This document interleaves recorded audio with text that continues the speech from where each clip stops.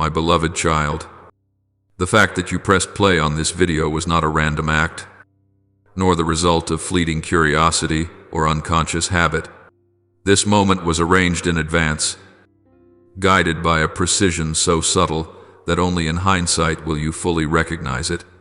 Among countless options, among so many things that could have pulled your attention elsewhere, you paused at exactly the right place, at exactly the right time.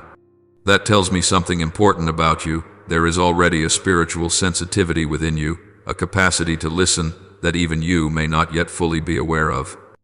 I called you quietly, and you responded, not with noise or grand declarations, but with a very small action that carries the weight of faith. When you did this with trust, even if that trust felt fragile or incomplete, you touched a deep principle of the spiritual realm. Faith does not need to be perfect in order to function. It only needs to be placed in the right position. And in the very moment you chose to believe that you are not here by accident, to believe that something greater is unfolding, heaven began to move, not with thunder or lightning, but with silent yet powerful shifts, like massive gears finally locking into place after a long period of stillness. Your choice created a clear boundary in the unseen world. It stripped accusations of their footing, the whispers that once tried to define you by your past, by your failures, by delays or missed timing, no longer carry the authority they once claimed, not because you argued with them, but because you stepped into a different position, the position of one who trusts. When you stand there, accusation naturally falls silent. For light does not debate with darkness, it simply exists. From that moment on, you are not merely listening to a message, you are opening a pathway. That path is being prepared so that what bears your name can move toward you without further delay. These are not vague dreams or empty hopes. They are things that have been inscribed, shaped, and prepared by a hand that is never hurried and never mistaken. An inheritance is moving in your direction, not something you must seize or manufacture by your own strength, but something that has been entrusted, signed, and confirmed long ago. This inheritance is not limited to material things, nor only to achievements others can see. It includes inner restoration, stability in identity, clarity of direction, and a new position. You will step into a place where you no longer need permission to be who you truly are. It is part of a plan written with full understanding of you, understanding what you have endured, the moments you nearly gave up, the evenings when your silence was so deep that even you could no longer hear your own heart. Because this inheritance is drawing near, resistance has also become more visible. This is not meant to frighten you, but to help you understand that what is happening is not a sign of failure, it is a sign of transition. The enemy does not waste energy on what carries no value. When he begins to stir unrest, sow distraction, and create troubles that seem small, yet repetitive, it is because he recognizes that the moment is approaching, and he does not want you to enter it with a clear mind and a steady trust. These schemes rarely appear in obvious forms. They arrive as sudden fatigue, as thoughts that make you doubt yourself, as an urge to delay, to return to old paths, or to prove something to someone who no longer has a role in your journey. If you are not alert, you may assume these are merely personal emotions or the pressures of life. But I want you to see the wider picture. This is an attempt to pull your focus off center, to slow your steps right at the threshold. Yet you are not left alone in this confrontation. The very fact that you are here, listening, shows that you have been equipped more than you realize. The light you are receiving is not only to comfort you, but to guide you. Each truth you receive becomes a firm anchor, helping you discern which voices deserve your attention and which sounds must be released. You do not need to fight by your own strength. You only need to remain in the truth. The truth itself will protect you. Beloved child, remember that the enemy can only create distraction. He cannot cancel what has already been appointed. He may generate noise, but he cannot rewrite your story. The inheritance that is coming does not depend on whether you feel strong every single day. It depends on the faithfulness of the one who made the promise. Your part is to keep walking in trust, even when you cannot yet see the whole picture. There are paths that are illuminated only one step at a time, not to test you, but to keep you in close relationship, where you learn to rely rather than to control.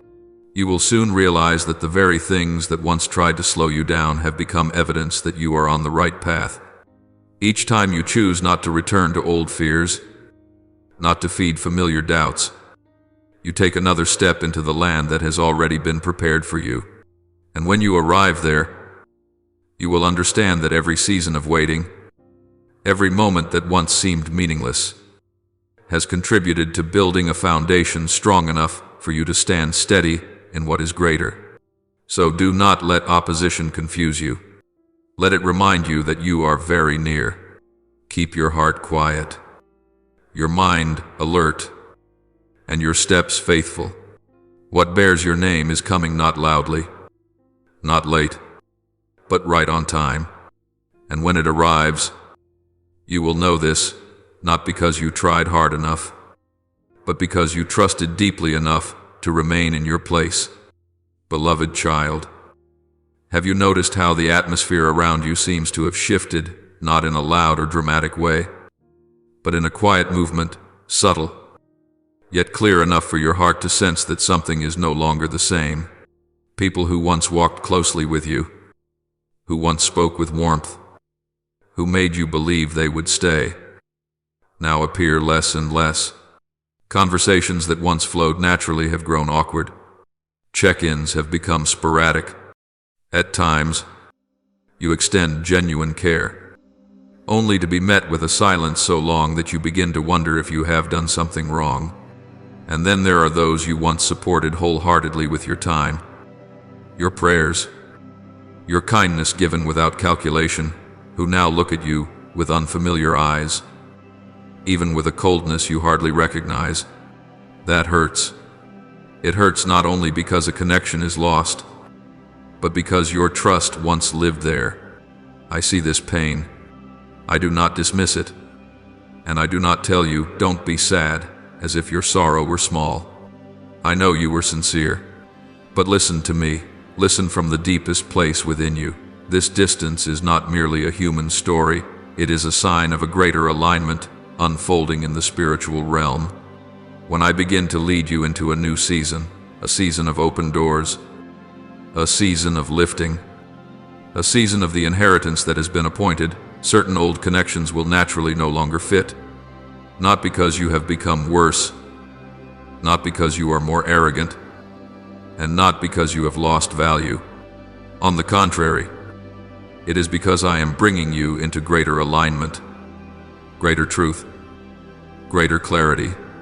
And that clarity exposes what does not belong to the light. When the light increases, blurred places become uncomfortable. When you are drawn closer to truth, those accustomed to living halfway will feel unsettled. Some stayed with you because you once existed in a form that was easy to predict. You were overly accommodating, patient far too long, silent to preserve peace. You became a shelter for their emotions. They borrowed your stability to avoid facing themselves. But now, as I heal you, as I rebuild boundaries within you, as I place a new steadiness into your life, you are no longer easily pulled off course. You no longer live to be accepted at the cost of your peace. And this confuses many. They can no longer manipulate you through emotion, no longer define you through your silence, no longer use you as a place to unload what they refuse to carry themselves. You may think this is merely a change in interaction, but in the unseen realm it is a shaking. For the inheritance I have placed upon you carries a weight that the flesh cannot understand. It disrupts souls that do not walk by faith. It exposes hidden motives, envy, comparison, a sense of threat, the fear of being left behind. Not because you are trying to display yourself or surpass anyone, but simply because my light upon your life has become so clear that those who live by ego can no longer pretend not to see it. Sometimes they do not hate you, they hate what your presence awakens in them, the realization that they have lingered too long, chosen ease too often, stood still when I invited them to walk, and instead of returning to me to be healed, they turn their coldness toward you. I want you to understand this. What I am unfolding is not small, and therefore it cannot remain unnoticed. When a great door is about to open, the wind ahead of a gentle rain will shift direction. When a season of breakthrough draws near, whatever does not belong to that season will begin to fall away. You will see more clearly who truly rejoices when you are lifted up, and who is only comfortable when you remain still in a lower place so they can feel secure. There are people who are at ease with you only when you are beneath them. They become unsettled when you step into the position I have prepared for you. And, my child, that unease can sometimes turn into sharp words, distant attitudes, or a quiet withdrawal. But I tell you this, do not use their reactions as the measure of your worth. Do not allow them to make you question my leading. Let me take you deeper. There are relationships that have completed their assignment. I do not always sever them through a dramatic event. Sometimes I allow distance to form naturally, so you do not have to carry guilt when you let go. You have been accustomed to holding on, holding people, holding connections, holding memories as though releasing them would make you heartless. But I am teaching you a new kind of maturity. Letting go is not betrayal. Letting go is obedience. Some people are meant to walk with you only for a season. And when you move into another season, they cannot continue with you. That does not make them bad. And it does not make you wrong. It simply reveals that your journey is being realigned to fit what I have entrusted to you. In this phase, the enemy delights in whispering a familiar phrase into your ear. It must be my fault. It wants you to blame yourself, to overanalyze, to fall back into the old cycle of searching for fault within yourself, to explain someone else's coldness. But I want you to stand still in the truth. You are not being rejected. You are being set apart. You are not losing. You are being repositioned. You are not forgotten. You are being protected from connections that would weaken you as you step into something greater. Scripture carries a very clear principle that you need to hold in your heart right now. 2 Corinthians 6:1-7 says, "Therefore come out from among them and be separate, and do not touch what is unclean." This word is not given to make you proud or contemptuous of others, but to help you understand that there are times when I must do the work of separation, so you are no longer mixed with what would cloud your vision. When I set you apart, I am preserving the purity of your motives, the clarity of your direction, and the stability of your identity. If you insist on dragging along those who no longer belong to the journey, you will step into a new season wearing the garments of the old, and they will weigh you down. My beloved, I also want you to see this when familiar faces move away. I am making room for new ones, not so you replace anyone in a cold or careless way, but so you can be accompanied by hearts that understand the rhythm of heaven. These people will not compete with you, will not measure you by the flesh, will not feel threatened when you are lifted up. They will rejoice with a clean joy, because they know my blessing is not a loaf that must be divided. My blessing is a river that grows fuller as it flows. They will not require you to make yourself smaller so they can feel comfortable. They will see you at the very scale at which I created you. But while I am rearranging the network around you, what I need most from you is peace and alertness. Do not chase after explanations. Do not cling with unnecessary apologies. Do not bend yourself to ease someone else's discomfort. You are not tasked with making everyone comfortable with your obedience. Your only assignment is to walk with me. And if you need to weep, then weep in my arms, not as one without hope, but as one being healed. I do not despise your pain. I will use it to make you softer without making you weaker, deeper without making you heavier, gentler without making you easy to topple. Remember, this breakthrough is not only about doors opening on the outside, it is also about realignment on the inside. If you step into inheritance while your heart is still dependent on the approval of those who do not understand you, you will always be pulled backward by an invisible cord.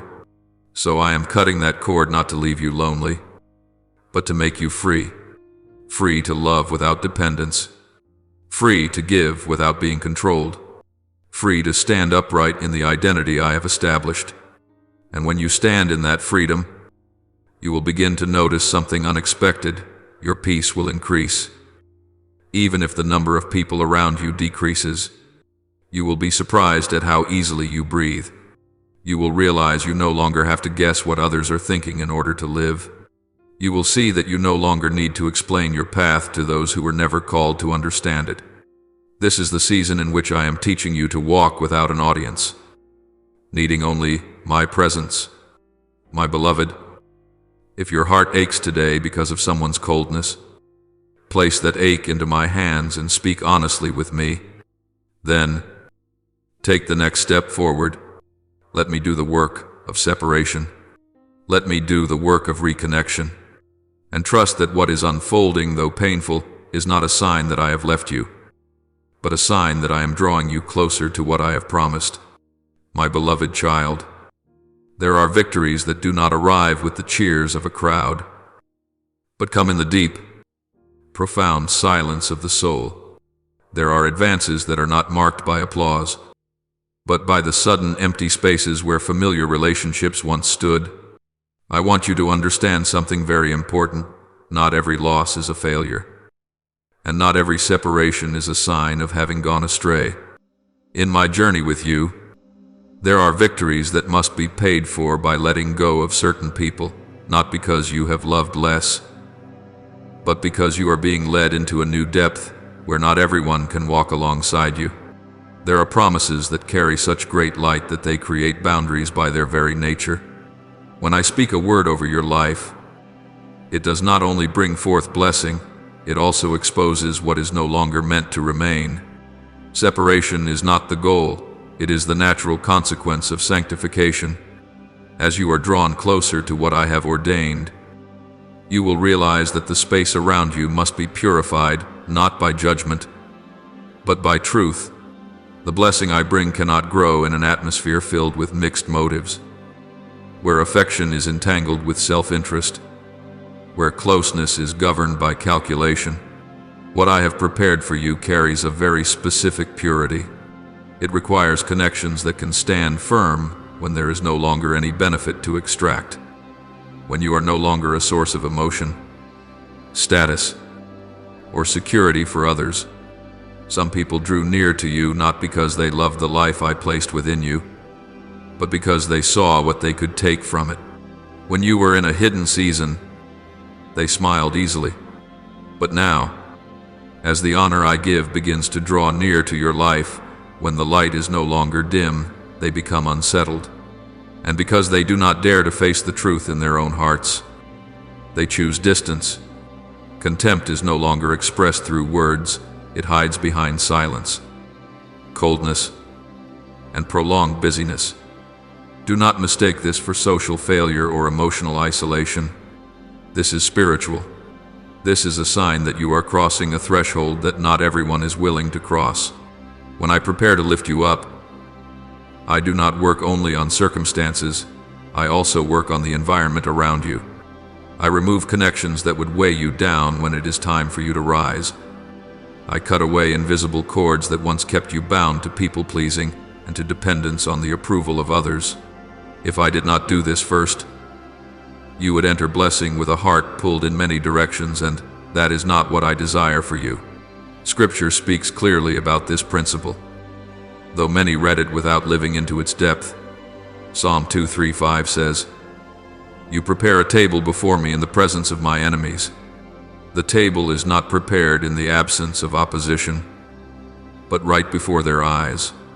What does this mean? It means that the honor I give does not require the approval of those who once despised you. It means I do not wait for them to change their attitude before I lift you up. I lift you up at the right time, in the right way, and that elevation itself will reveal every heart. You need to understand this when the table is prepared. Not everyone is invited to sit. Some are only meant to stand and watch. Some once assumed they would always have access to you, but they do not have permission to enter a new season if they do not carry the same pure motive. I am not punishing them. I am preserving the holiness of what I am doing. For blessing is not a display item, it is a living space.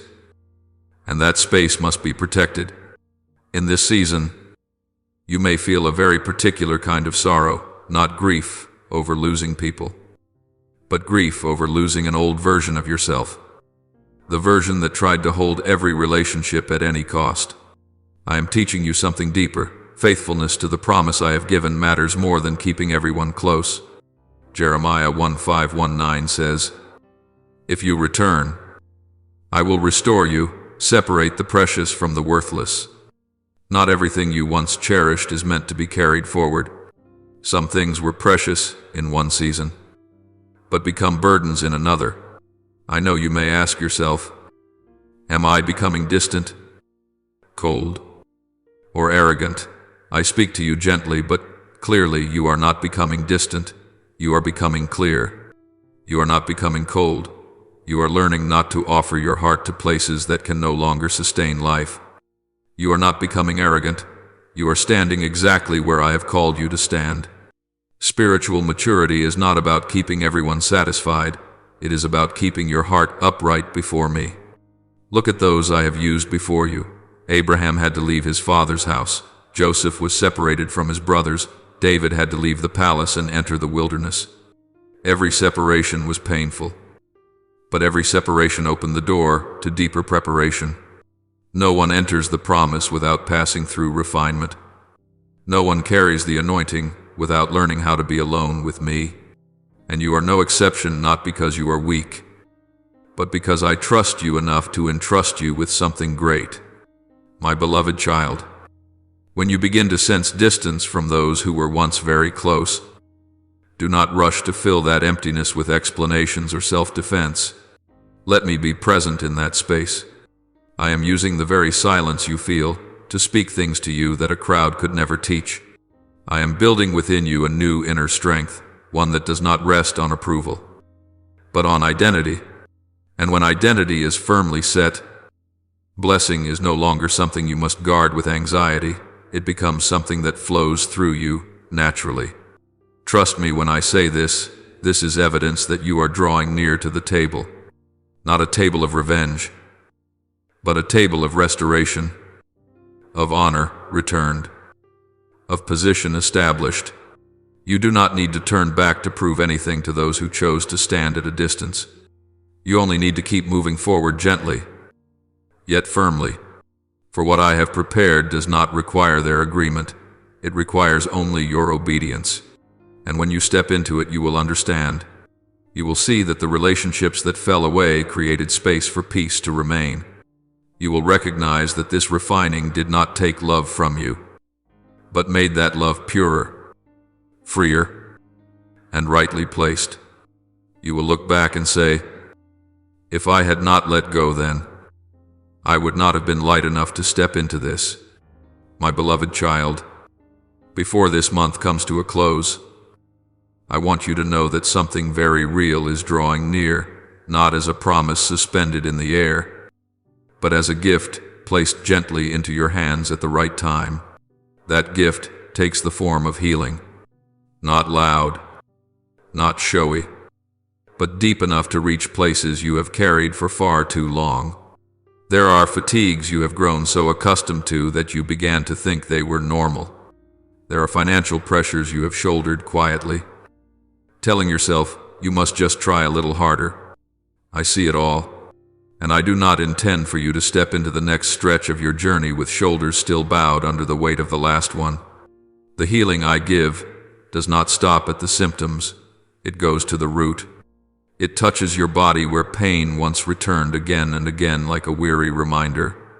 It touches your mind where worry quietly eroded your peace.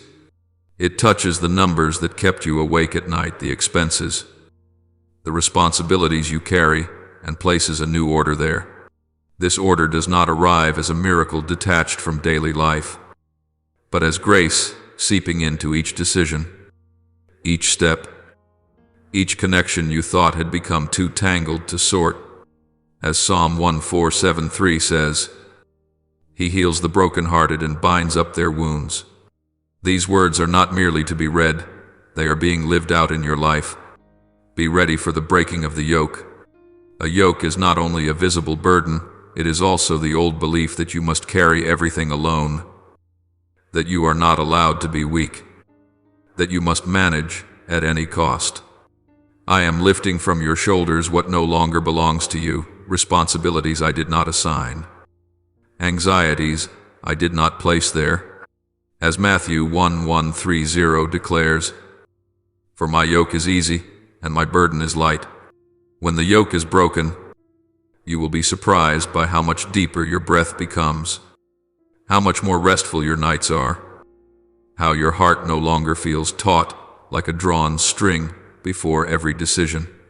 This lightness does not come from escaping reality, but from entering reality with me. Grace will lead you through challenges not by removing you from life, but by positioning you rightly within it. Grace teaches you to choose what is necessary, release what is excess, and discern what belongs to me and where you are invited to cooperate. When you walk in grace, you are neither rushed nor delayed. You move with a precise rhythm, and that very rhythm opens the way for complete renewal, not in one area only, but in your whole being. As 2 Corinthians 5:17 reminds us, If anyone is in Christ, he is a new creation. The old has passed away. Behold, all things have become new. Renewal is not a fresh coat of paint over the old. Renewal is a new foundation. I want you to prepare to experience a steady flow, not intermittent, not broken, of love, provision, and vibrant health. This flow does not promise the absence of trials. It promises that trials will no longer leave you dry. My love will anchor you when emotions waver. My provision will arrive on time, in ways that teach you trust rather than panic. My health will restore you gradually from your morning energy to your endurance through the day, so that you do not merely get by, but live with genuine joy. As Psalm 2:3-1 declares, The Lord is my shepherd, I shall not want. When I shepherd you, abundance does not need to shout. It quietly walks with you all the way. Open your heart, my beloved child. Opening your heart does not mean dropping your defenses before everyone. Opening your heart means opening it before me. Do not shut the door because of past disappointments. Do not shrink back for fear of hoping once again. My hope does not put you to shame, because it stands on truth, not on fleeting emotions. Those who wait upon the Lord shall renew their strength. They shall mount up with wings like eagles. Isaiah 40:3-1. When you wait upon me, I renew your strength. Renew your vision. Renew the way you see yourself. You are not the sum of what you have endured. You are what I am bringing forth. You may ask, how will I know when that gift has arrived? I tell you this, you will know by the spreading calm. Decisions that once filled you with anxiety will become clear. Pains that once lingered will begin to soften in a steady rhythm. Numbers that once tightened your chest will be rearranged by opportunities arriving at the right time. I do not promise that everything will change overnight. I promise that the change will endure, and endurance is my signature. Let this word light the path before you. Light does not force you to run, it simply helps you see. When you see, you walk with greater confidence. When you see, you no longer stumble into old fears. When you see, you know when to move forward and when to wait. Your word is a lamp to my feet and a light to my path. Psalm 119:105. The light I give does not blind you, it steadies you. And when you are steady, joy is no longer fragile, it becomes a foundation. The joy I desire to place in your life is not joy dependent on circumstances. It is the joy of knowing you are held, guided, and provided for. It is the joy that comes from no longer having to prove your worth each day. It is the joy that arises when you look back and realize that what once weighed you down no longer holds the same power. The kingdom of God is righteousness, peace, and joy in the Holy Spirit. Romans 1:4-17. When you dwell in that kingdom, joy is not loud but deep, not fleeting but lasting. My beloved, prepare your heart with trust. Trust is not closing your eyes to reality. Trust is opening your eyes to reality together with me. When you do, you will see doors opening at the right time, the right people appearing, and resources being released in ways you did not anticipate. I do not only give gifts, I teach you how to keep them by gratitude, by gentle discipline, by a balanced rhythm of life. The gift of healing does not come to lead you back to old paths, it comes to lead you into a new one. Remain in me as this month passes. Do not rush to conclusions. Observe with a grateful heart. Every small sign of restoration is a confirmation. Every moment of peace is another stone laid in the foundation. And when you look back, you will say, I have made all things full, not because you were more deserving than others, but because you opened your heart at the right time. I am here guiding, healing, and renewing so that your days do not merely pass by, but bloom into enduring joy. My beloved son, my beloved daughter, listen with your whole heart. For what I am about to say is not only to comfort you, but to set you firmly upon the truth. The inheritance I am leading you into has never been confined to numbers or to things you can hold in your hands. If you see it only as money or possessions, you will miss the depth of what I am doing. This inheritance takes the form of honor restored, dignity renewed, and the fragments within you being gently yet firmly mended. It is a new season marked not by the calendar of men, but by my own hand, the hand that led you through unseen paths. The hand that held you steady when you thought you were about to fall. The honor I give does not come from the praise of the crowd. It comes from a deep assurance that you are standing in the right place. There were years when you lived well yet were not recognized, did right yet were misunderstood, remained faithful yet were forgotten. I did not allow those things to pass without meaning. I gathered every tear, every quiet effort, every time you chose what was right when what was easy beckoned. And then, in the appointed season, I restore honor not by making you proud, but by giving you peace. God gives grace to the humble. James 4:6. When grace comes, it lifts you without burdening your heart. The restoration I bring is not merely surface repair. It reaches into the deepest places where you once doubted your own worth, where old wounds shaped the way you viewed the world. I am healing you from the inside out, so that when you step into the new season, you do not carry old fear-driven reflexes with you. He restores my soul. He leads me in paths of righteousness for His name's sake. Psalm 2:3-3.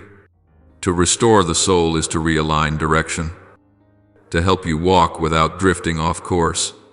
When the soul is restored, you do not need to prove yourself. You simply need to be present, because this inheritance carries such depth. The enemy does not first target your circumstances, he targets your faith. He whispers familiar lines, nothing has really changed. You are only comforting yourself. You are alone now. He paints a picture of you being forgotten, as though silent days were proof that I have turned away. But I say to you right now, with unshakable certainty, you have never been forgotten. Not for a single second. I have engraved you on the palms of my hands. Isaiah 49:16. When I engrave, I do not erase. When I hold, no one can snatch you away. You are hidden not to be abandoned, but to be protected. There are things that, if revealed too early, would be distorted, envied, or sabotaged. So I hide you in me, like a seed buried in dark soil, waiting for the day it breaks forth. Time in the darkness is not wasted time. It is the season when roots grow. For your life is hidden with Christ in God. Colossians 3:3. When life is hidden, it is kept safe from eyes that do not yet understand its worth. I have also set you apart not to isolate you, but to refine you. To be set apart means to be placed aside for a specific purpose. Not everyone is invited to walk where I am leading you, because not everyone is ready to witness blessing without wanting to seize it, to observe elevation without comparison, to stand near the light without trying to dim it. There are those who love you when you are in a low place, but feel unsettled when you are lifted higher. This does not make them evil. It simply reveals that they were not built for this season of your life. Not everyone has a spiritual structure strong enough to journey with you to this place. That structure is formed by humility, by the ability to rejoice in another's blessing, by a heart not poisoned by jealousy. Where these are lacking, closeness becomes dangerous not for you, but for them. So I create distance. I do not do this with a hammer, but with truth. That distance is grace in disguise, protecting you from connections that would slow you when it is time to move forward. Remember this: Joseph had to be separated from his brothers in order to become their deliverer. David had to dwell in caves before stepping into the throne. Esther had to keep her identity hidden before speaking at the appointed moment. Every elevation includes a season of concealment. My time has not yet come is not a rejection, it is protection. And when the time arrives, no force can stop it. For I know the plans I have for you, plans to give you peace and not disaster, to give you a future and a hope. Jeremiah 2:9-11. My beloved child, if today your faith feels tested, know this: testing is not a sign of loss, but a sign of value. Gold is tested in fire because it is precious. Faith is tested because it carries weight. Though tested by fire, your faith of greater worth than gold may be proved genuine. 1 Peter 1:7. I do not test you to weaken you. I test you to make you resilient. And when you are resilient, you can stand in what is great without being consumed by it. Do not believe the voice that says you are alone. You are not alone. You are being focused. Do not believe the image that you are forgotten. You are being reserved for the right moment. Do not fear when the path narrows. Narrow does not mean wrong. Sometimes narrow is the only way through the gate. Enter through the narrow gate. Matthew 7:1-3. The narrow gate strips away excess baggage, so you may enter light and free. I am here. I have not left you for a single step. When you do not see me, I am working. When you do not hear me, I am laying foundations. When you are weary, I carry you. And when you stand firm, I set before you what I have promised. This inheritance is yours not because you are perfect, but because you are loved. Hold on to your faith. Remain in me. The new season has been marked, and you are drawing very near. My beloved child, there are pains that do not come from distant enemies, but from those you love most. Pain you cannot name. Pain you cannot confront. Pain you cannot accuse and cannot ignore. There are prayers whispered behind closed doors, wrapped in concern yet moving against you.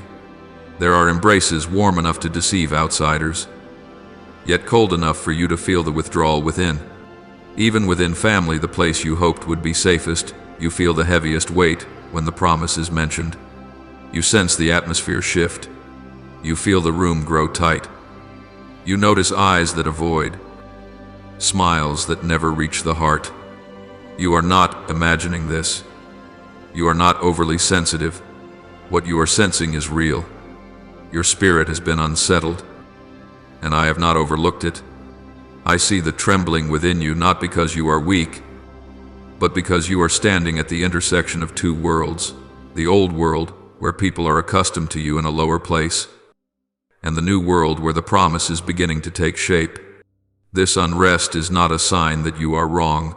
It is a signal that you are crossing an invisible boundary that many are not ready to cross with you. You feel it in the air, in conversations cut short, in silences that linger longer than before. I know every tightening of your heart when you realize you are no longer expected in certain places the way you once were. I have counted every tear you have shed in silence. Not one has fallen to the ground in vain. There were nights when you turned your face to the wall so no one would hear your sighs. There were mornings when you adjusted your expression and stepped out as if everything were fine. You prayed to me not for revenge, but asking me to remove the evil lingering around you, to cleanse the unseen atmosphere pressing down on your spirit. I heard every whisper.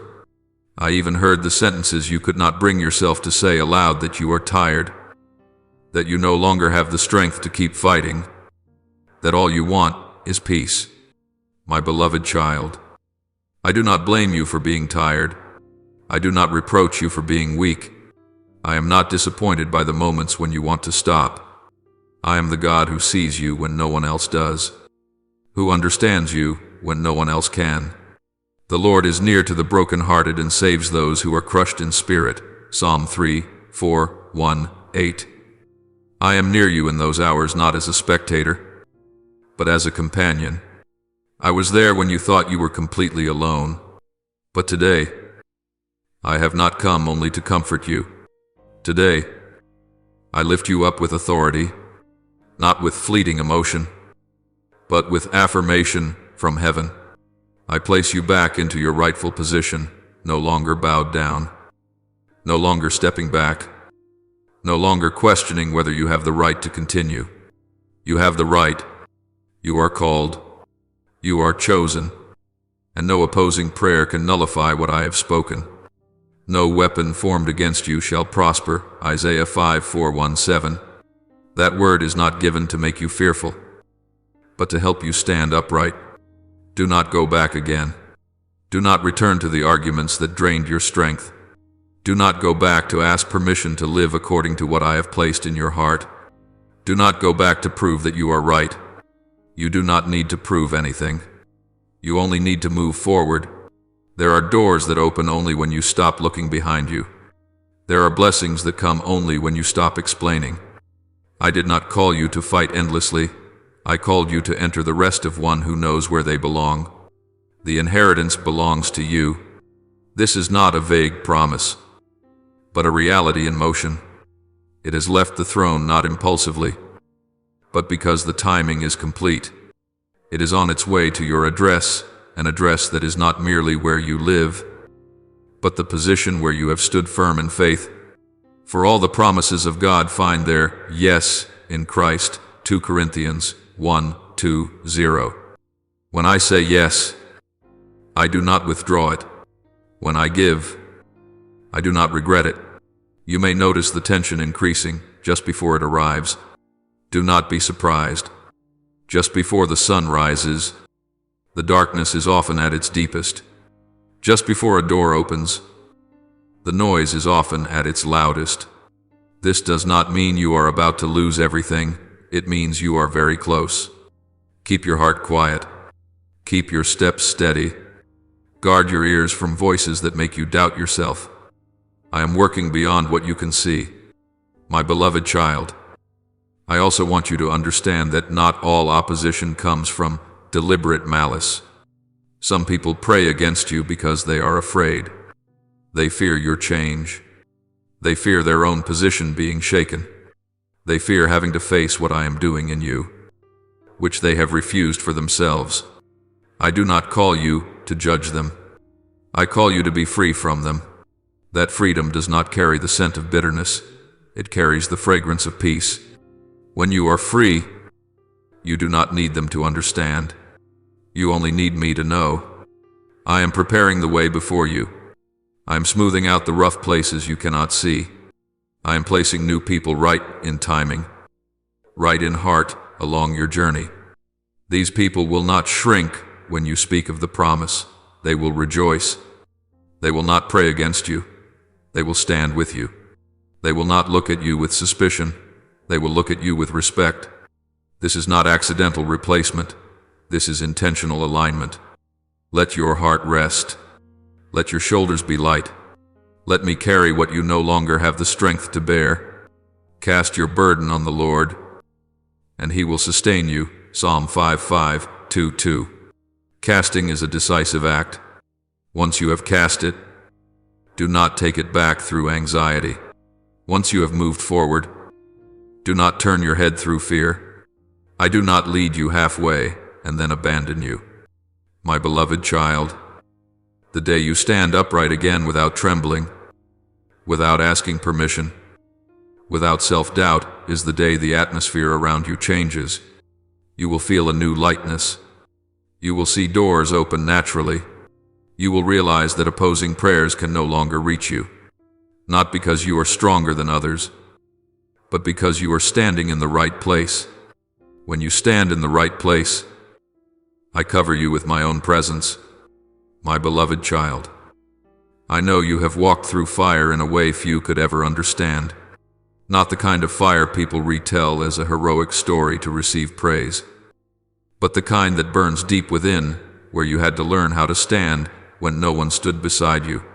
You were humiliated, and you chose silence, not because you were weak, but because you refused to trade the purity of your heart for the hollow victory of winning an argument. You were slandered, yet you did not chase explanations.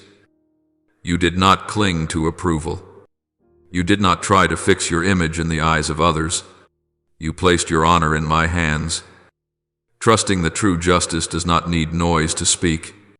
I saw the moments when you swallowed your tears, the moments when you had to breathe deeply so you would not respond.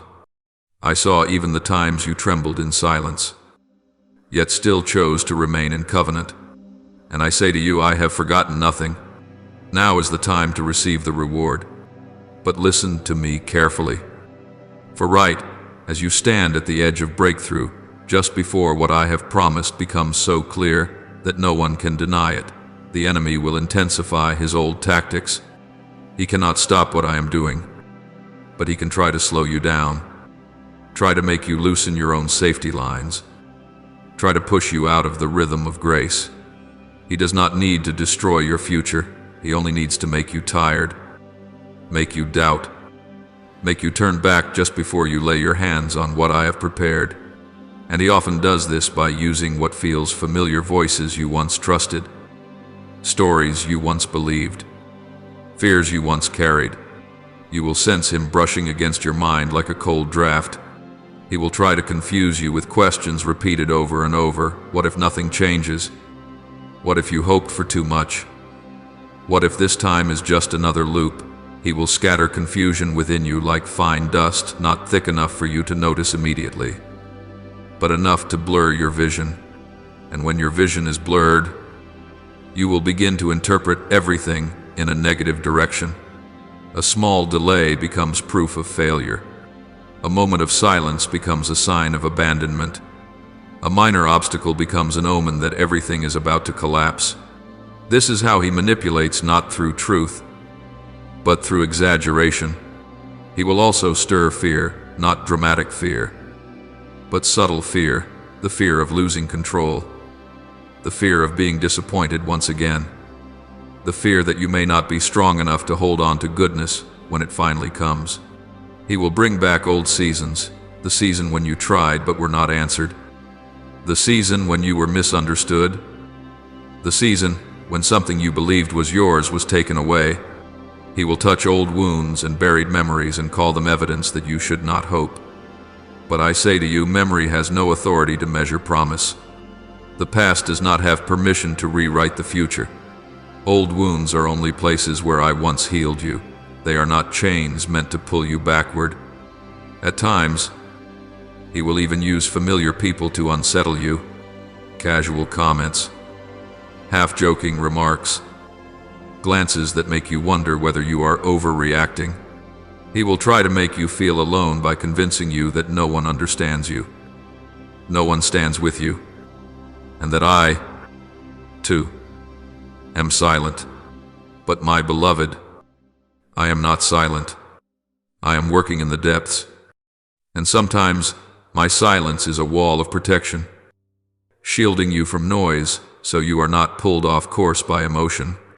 Remember this, he will try to push you just one step away from covenant, not a dramatic fall, but a small step into compromise, a small step into bitterness, a small step into self-pity, a small step into impulsive action to save yourself.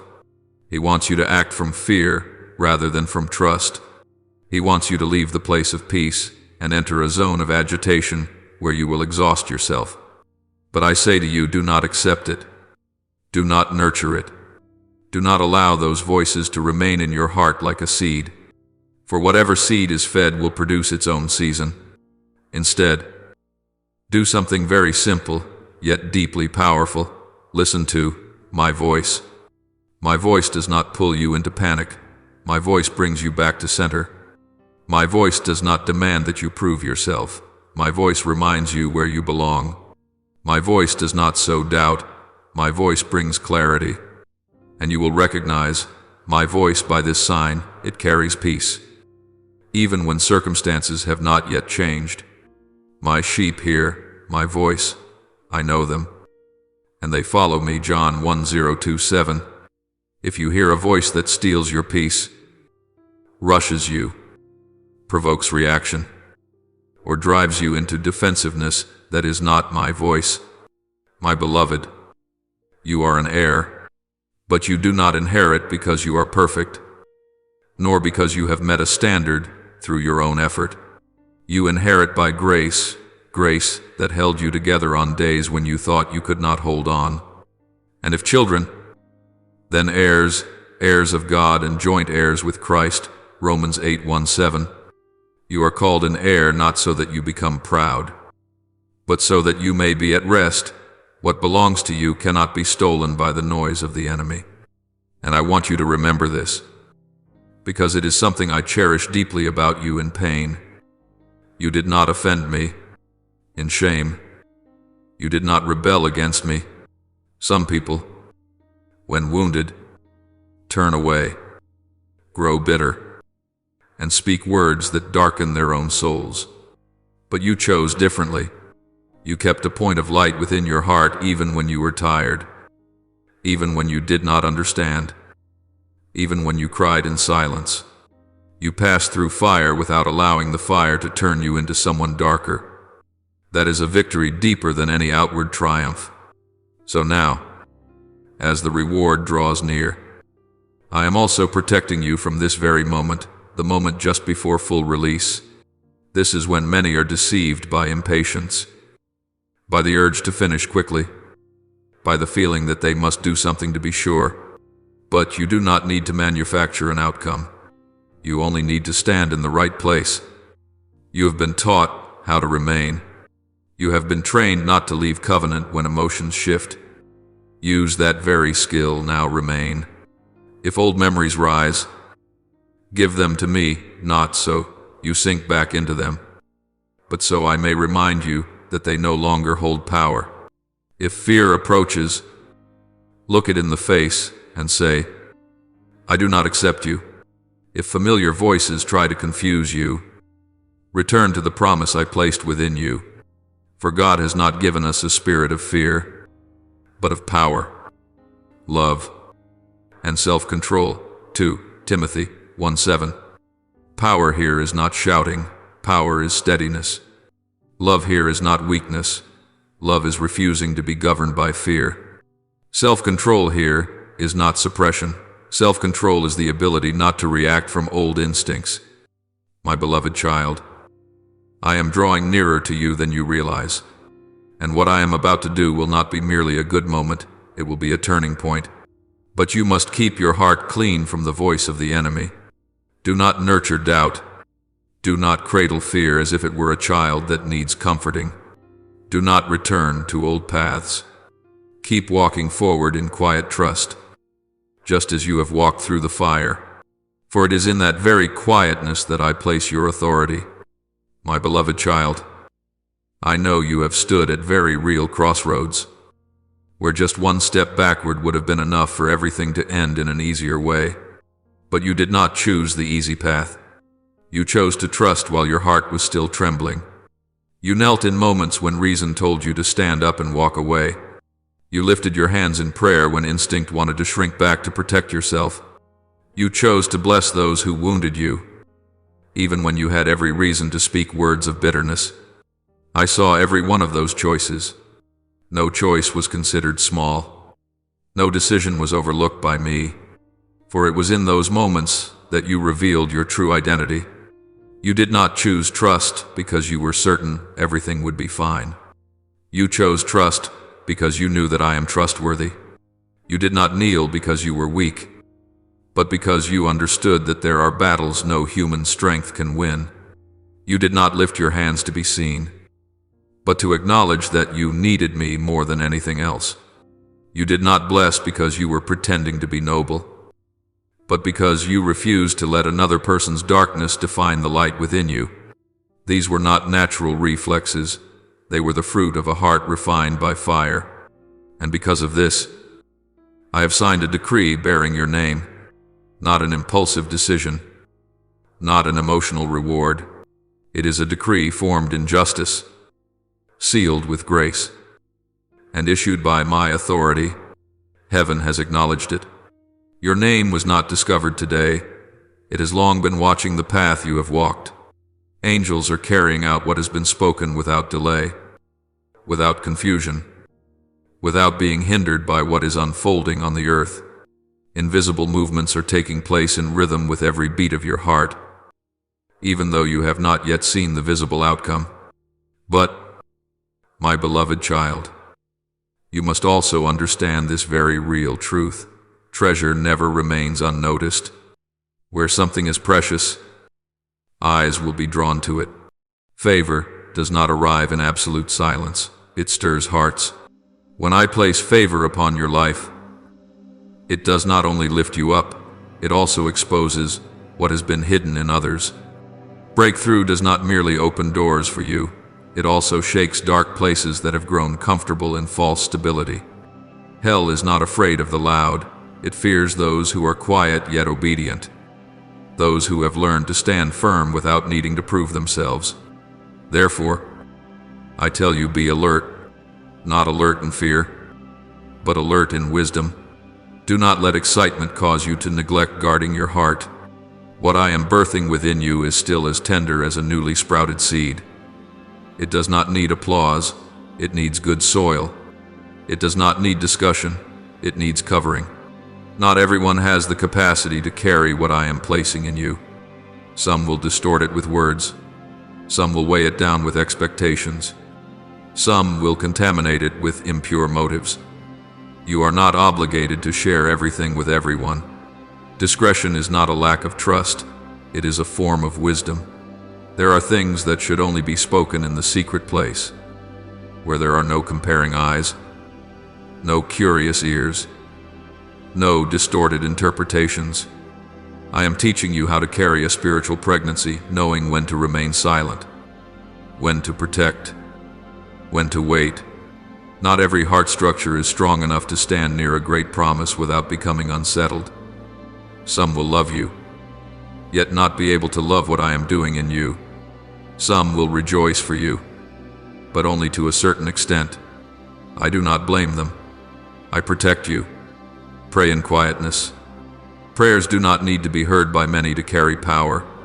Some prayers only need to be heard by me. In that quietness, you will sense my gentle guidance, not forceful, not pressuring, yet unmistakably clear. I will whisper to you when to move forward and when to pause, when to open your heart and when to close it, when to speak and when to remain silent. When you learn to hear me in stillness, You will not be pulled by the noise outside. Give thanks in secret. Gratitude does not need a stage. When you give thanks quietly, you are laying a solid foundation for what is greater. Hidden gratitude keeps your soul soft, neither proud when good things arrive, nor bitter when trials continue. I see the words of thanks you whisper when nothing seems to have visibly changed yet. It is those very words that expand the capacity of your heart, so you can hold more without overflowing. My beloved child, the decree has been signed not so that you would anxiously cling to it, but so that you may walk in the rest of one who knows that all things have already been determined. Your part is not to guard the promise with excessive vigilance, but to keep your heart clean, tender, and awake. When you live this way, what belongs to you will come to you at the right time, in the right way, without your having to chase after it. Remember this, you did not arrive here by luck. You came here through quiet choices, unseen sacrifices, and moments when you chose me instead of choosing your natural reaction. Because of that, what I am doing will not be overturned by jealousy, delayed by words, or destroyed by darkness. Continue to walk gently yet firmly. Keep the light within you from being diluted. Let me do my part, my beloved child. Not every blessing can be received with simple excitement. There are blessings that require deep wisdom from you, a heart calm enough to discern what should be kept and what must be released. True blessing does not merely add to your life, it rearranges your life. As I prepare to expand your boundaries, I must also adjust what is within you and around you, so that you do not step into a new season carrying the burdens of an old one. This is not punishment, this is grace in its most refined form. I am raising up the right people, those whose heartbeats are aligned with the rhythm of heaven, to walk with you in the journey ahead. They do not come to take space, to exploit you, or to blur your identity. They come to stand beside you, to encourage you, to rejoice with you when blessing arrives, and to stand firm with you when trials appear. At the same time, I am gently but decisively removing those who do not belong to this journey, not because they are bad, but because they are no longer aligned, not because you are wrong, but because the direction has changed. This removal does not happen as smoothly as you might hope. It hurts. It touches memories, attachments, and old promises you once believed would last. It unsettles your soul, because you are someone who values relationships, someone who does not let go easily. In the night, you will ask yourself, what did I do wrong? Why did they change? Why does someone who was once close now feel so distant? Those questions are real, and that pain is real. I do not dismiss them. I know you are not just losing a person, you are losing a familiar sense of safety. You will notice their tone change, no longer warm, no longer empathetic. Words that were once constructive become critical. Small misunderstandings are magnified. Groundless accusations appear as if you became a different person overnight. You will be surprised by the speed of the change, because you have not yet understood what is happening. But, my beloved child, this change does not originate from you. It originates from the fact that I am leading you farther than they are willing to go. Do not chase what I am pruning. Do not run after it to explain, to convince, or to hold on to what my hand has already touched, to cut away. When you chase, you not only exhaust yourself, you also interfere with my work of protection. There are connections that, if kept, would become points of energy leakage, causing you to enter blessing with a fractured heart. I do not want you to receive blessing while still bandaging wounds created by your own clinging. You must understand this pruning is an act of love. Just as a gardener cuts away branches that no longer bear fruit so the tree can channel its life into a new season, I am doing the same in your life. Every branch in me that does not bear fruit, he takes away, And every branch that bears fruit, he prunes, that it may bear more fruit. John 1:5-2. Pruning is not meaningless loss. It is preparation for increase. If I did not prune, you would not have enough space to carry what I am about to give you. Spiritual purification often does not come through dramatic events, but through changes in relationships. I do not always close doors with a loud slam. Sometimes I allow distance to form naturally. You will find that you no longer speak the same language. You will realize that what once excited you is no longer shared.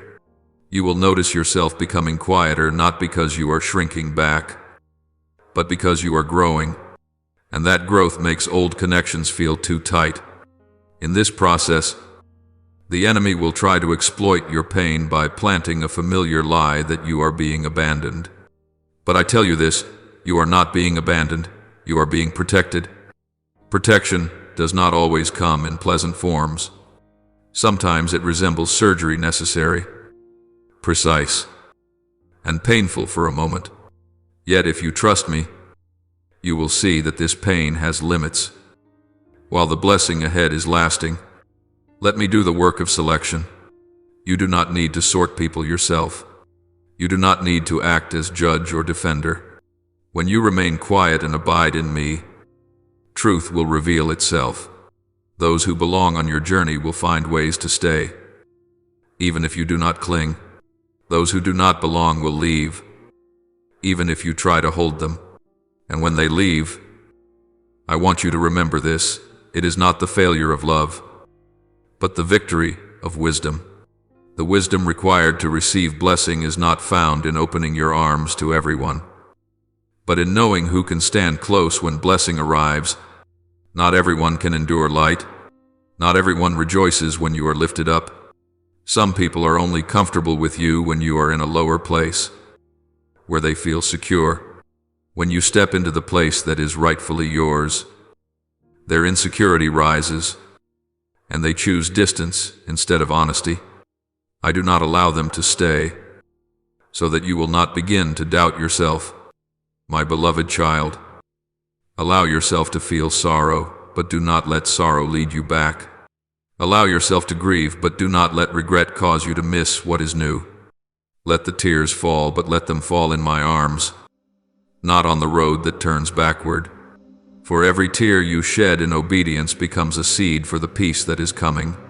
I am forming a new circle around you, smaller, yet truer, quieter, yet more steadfast. Within that circle, you will not need to over-explain yourself. You will not need to stay on guard. You will be free to be who you are without fear of being misunderstood.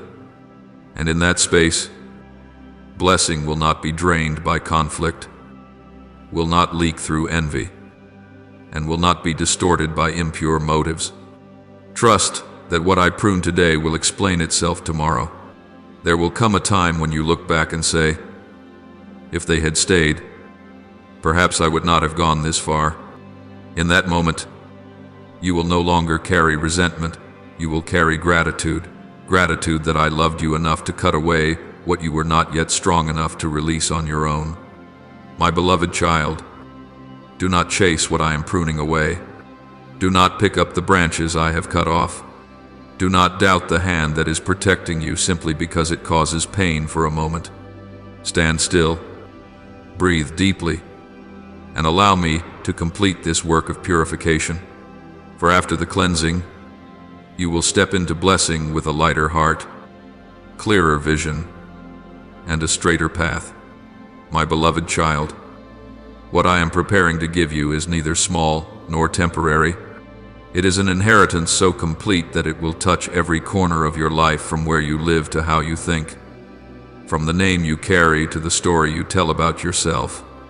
Your home will not merely be shelter from rain and sun, it will become a place of stability, where peace dwells, where long nights are replaced by deep rest and mornings open with hope. Some things I renew not with noise, but with perseverance, each brick set again, each corner healed, each memory gently wiped clean, so you no longer live under the shadow of former seasons. your mind will also be transformed, not merely into more positive thinking, but into a new order being established. The cycles of anxiety will lose their power. The voices that once made you question your worth will grow faint and then fall silent. In their place will come clarity, the ability to see the path ahead without panic, the quiet confidence of one who knows they are in the right place. You will realize that peace does not come from having every question answered, but from knowing the one who leads the way. When your mind is renewed, you are no longer pulled by shifting emotions. You stand firm, not rigid, but secure. Your name will be spoken with respect, not because you promote yourself, and not because you seek the spotlight. True respect is born of consistency, from how you live when no one is watching, from faithfulness when there is no immediate reward. Some who once doubted you will come to acknowledge that you did not turn away from what was right, even when the road was hard. Doors that were once tightly shut will open without you needing to knock forcefully. This respect will not make you proud. It will make you more humble, because you know its source. The story of your life will be rewritten by grace. The old chapters are not erased. They are placed in their proper context. What once looked like failure becomes foundation. What once felt like loss becomes testimony. What once was silence becomes preparation. Grace does not deny what you have lived through. It gives it new meaning. When you look back, you will see a red thread running through it all.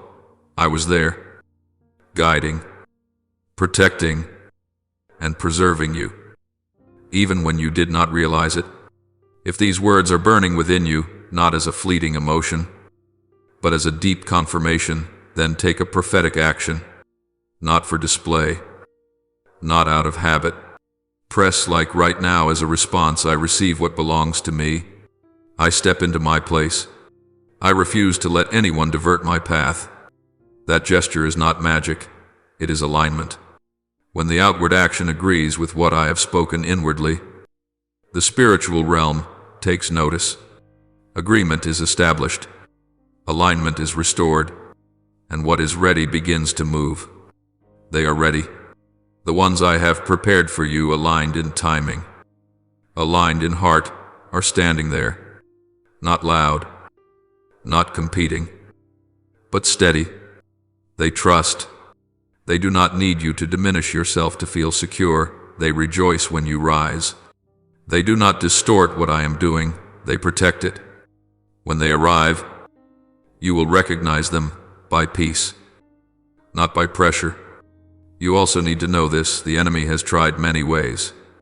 It used people words that made you doubt yourself. It used sickness signs meant to make you fear the future. It attacked your mind and emotions through exhaustion, through disappointment, through long seasons of waiting. It tried to wear you down through delay, hoping you would grow weary and walk away on your own. But you are still here. You are still seeking. You are still waiting. Not because you have never been tired, but because you did not give up. That very perseverance is the key that opens the door at the right time. The inheritance arriving at this moment is not accidental. It comes because you endured without becoming bitter, waited without letting go, and kept moving forward even when you could not see immediate results. You learned how to remain in what is right, remain in hope, remain in trust, and those who do not give up will live. Those who keep going will reach the destination. Those who trust will receive. This is not a slogan. This is the law of grace. Remember this when something good draws near. The noise often increases. Do not let the noise lead you. Let peace be your compass. When you must choose between fast and right, choose what is right. When you must choose between proving yourself and being faithful, choose faithfulness. What I give does not require you to chase it. It will find you when you are standing in the right place.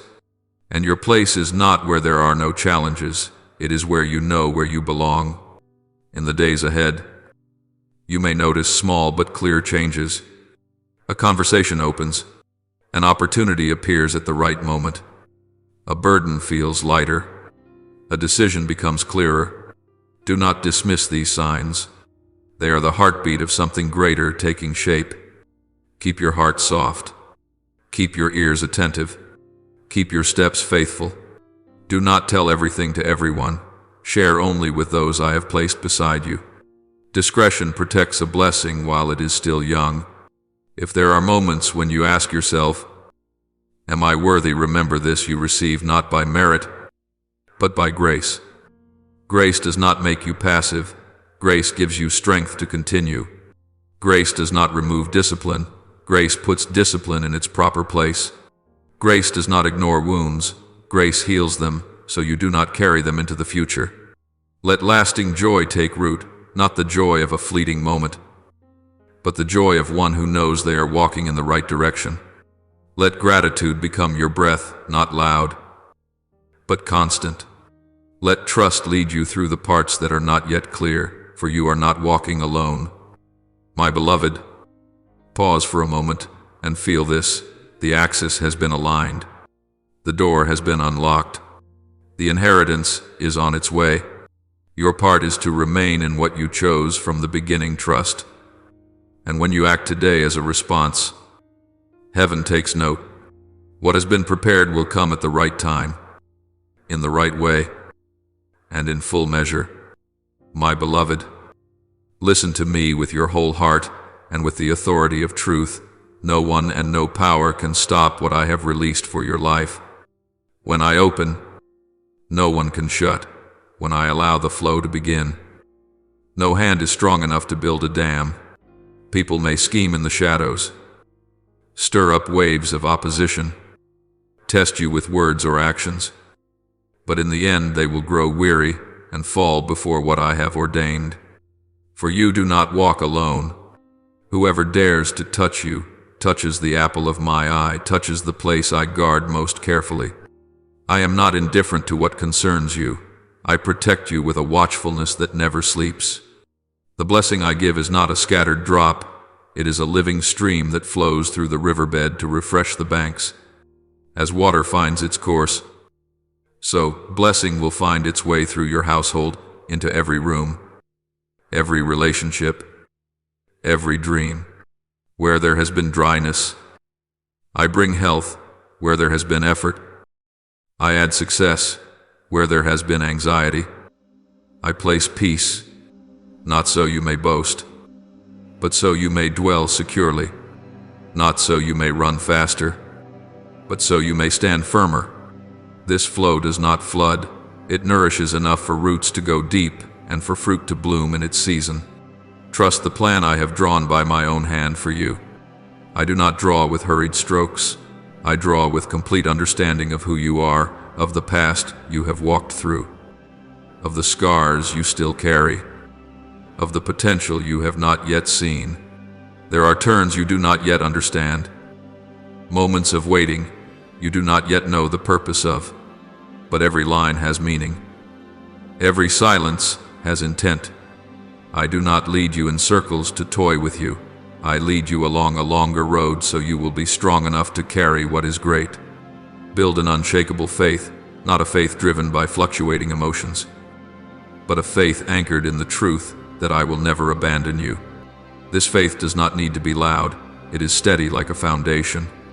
When the wind blows, the foundation does not argue with the wind. It stands. When the rain comes, the foundation does not panic. It holds. You do not need to win every argument to prove your faith. You only need to remain in me, and faith will prove itself. Let me help you understand how I care for you, like a loving father who watches every breath of his child. I attend to even the smallest details of your life, the decisions you weigh, the relationships you keep, the restless sleep, the weary days. No challenge is too great that I cannot see a way through. No hardship is strong enough to erase my providence. What you call coincidence, I call arrangement. What you call delay, I call protection. What you call uncertainty, I call taking shape. There will be times when the road ahead feels covered, unclear, uncertain, lacking enough information. In those moments, I do not ask you to run, I invite you to walk, step by step. When the fog is thick, the wise do not rush, the wise look to the light. My wisdom will illuminate the path, not the entire journey, but enough for the next step. And each right step will lead to a safe stretch of road. You do not need to see everything to walk correctly. You only need to trust rightly to begin seeing. Hand your worries over to me. Handing over does not mean telling me and then taking them back. It means laying them down and releasing your grip. When you let me carry them, you are free to breathe deeply, to think clearly, to love fully. Let trust cover you like a cloak, not a garment to escape reality, but one that warms the heart when the cold winds of doubt blow. Wrapped in that cloak, you will not tremble at bad news, panic at upheaval, or lose direction amid the noise. I know the enemy will try many ways, testing your patience, tapping into fear, stirring old memories. But remember this, he can make noise, but he cannot rewrite what I have signed. Each time he confuses you, it is a sign that he has recognized you are standing in the right place. Use peace as your measure. My voice brings peace even when circumstances have not yet changed. Other voices rush you and leave you exhausted. You have learned how to discern, use what you have learned. In the days ahead, blessings will unfold at a steady pace, not always with fireworks, but through real and tangible changes. A conversation opens a door, a timely decision lightens a burden, a relationship is healed, an opportunity arrives that fits just right. Cherish the small things. They are signs that something greater is drawing near. Do not despise ordinary days. Ordinary days are where I lay the foundation for memorable ones. Keep your heart pure. Not everyone needs to know everything I am doing. Discretion is wisdom, not a lack of courage. Some seeds need shade to sprout. Some promises need silence to grow. Pray in quiet and give thanks in secret. I see, and I respond. When you give thanks before you see enough, you are expanding your capacity to receive more. My beloved, trust is the key that opens the door of fulfillment, not the key of personal strength, but of abiding. When you abide, I work. When you trust, I complete. Open your heart and let me lead without pulling, without forcing, but guiding. And when the path still seems dim, remember this, the light has not disappeared. It is simply waiting for you to draw nearer. My beloved, pause for a moment and grasp the true value of the inheritance I have appointed for you.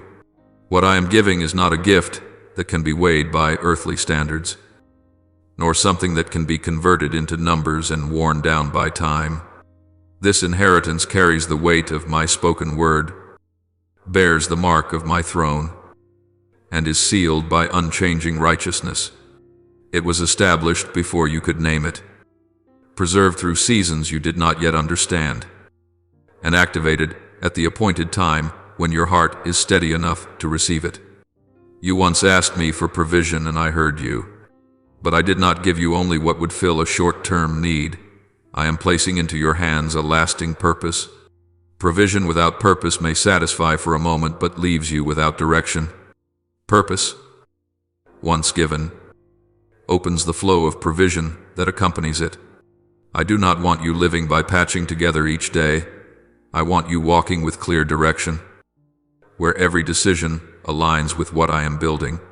Seek first the kingdom of God and His righteousness, and all these things will be added to you. This is not a slogan, it is the order of heaven. You cried out to me for an answer and I was not silent. Yet, instead of giving you a brief reply, I brought you reconciliation. I healed the fractures within you, realigned what had been set off course, and restored to you the ability to move forward without carrying the burden of resentment.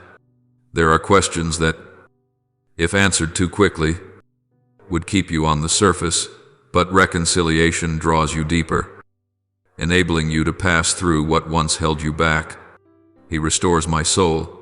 He leads me in paths of righteousness for His name's sake. Restoration is not merely giving back, it is leading you onward. You pleaded for deliverance and I acted.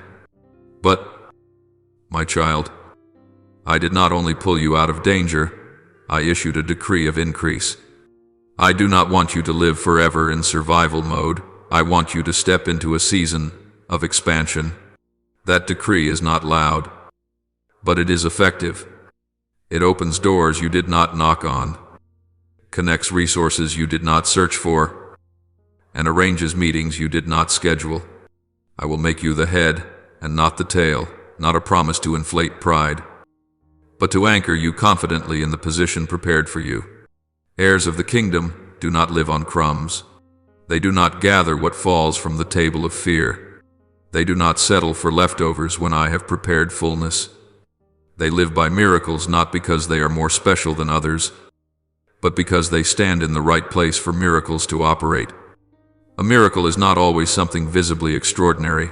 Often, it is a timing too precise to dismiss. A peace that surpasses understanding. A path opening when every other way has closed. The righteous shall live by faith, and that faith allows you to walk, even when you cannot yet see the whole picture. They pass through doors no one can shut, because those doors are not guarded by human hands. When I open them, no power can lock them again. You will recognize this when old limitations no longer press upon you. When familiar impossibles suddenly lose their authority, not because you have become stronger, but because I have gone before you. Behold, I have set before you an open door that no one can shut. That door does not lead only to opportunity, it leads to responsibility, the responsibility to live in a manner worthy of what has been entrusted to you. They receive provision from unexpected sources.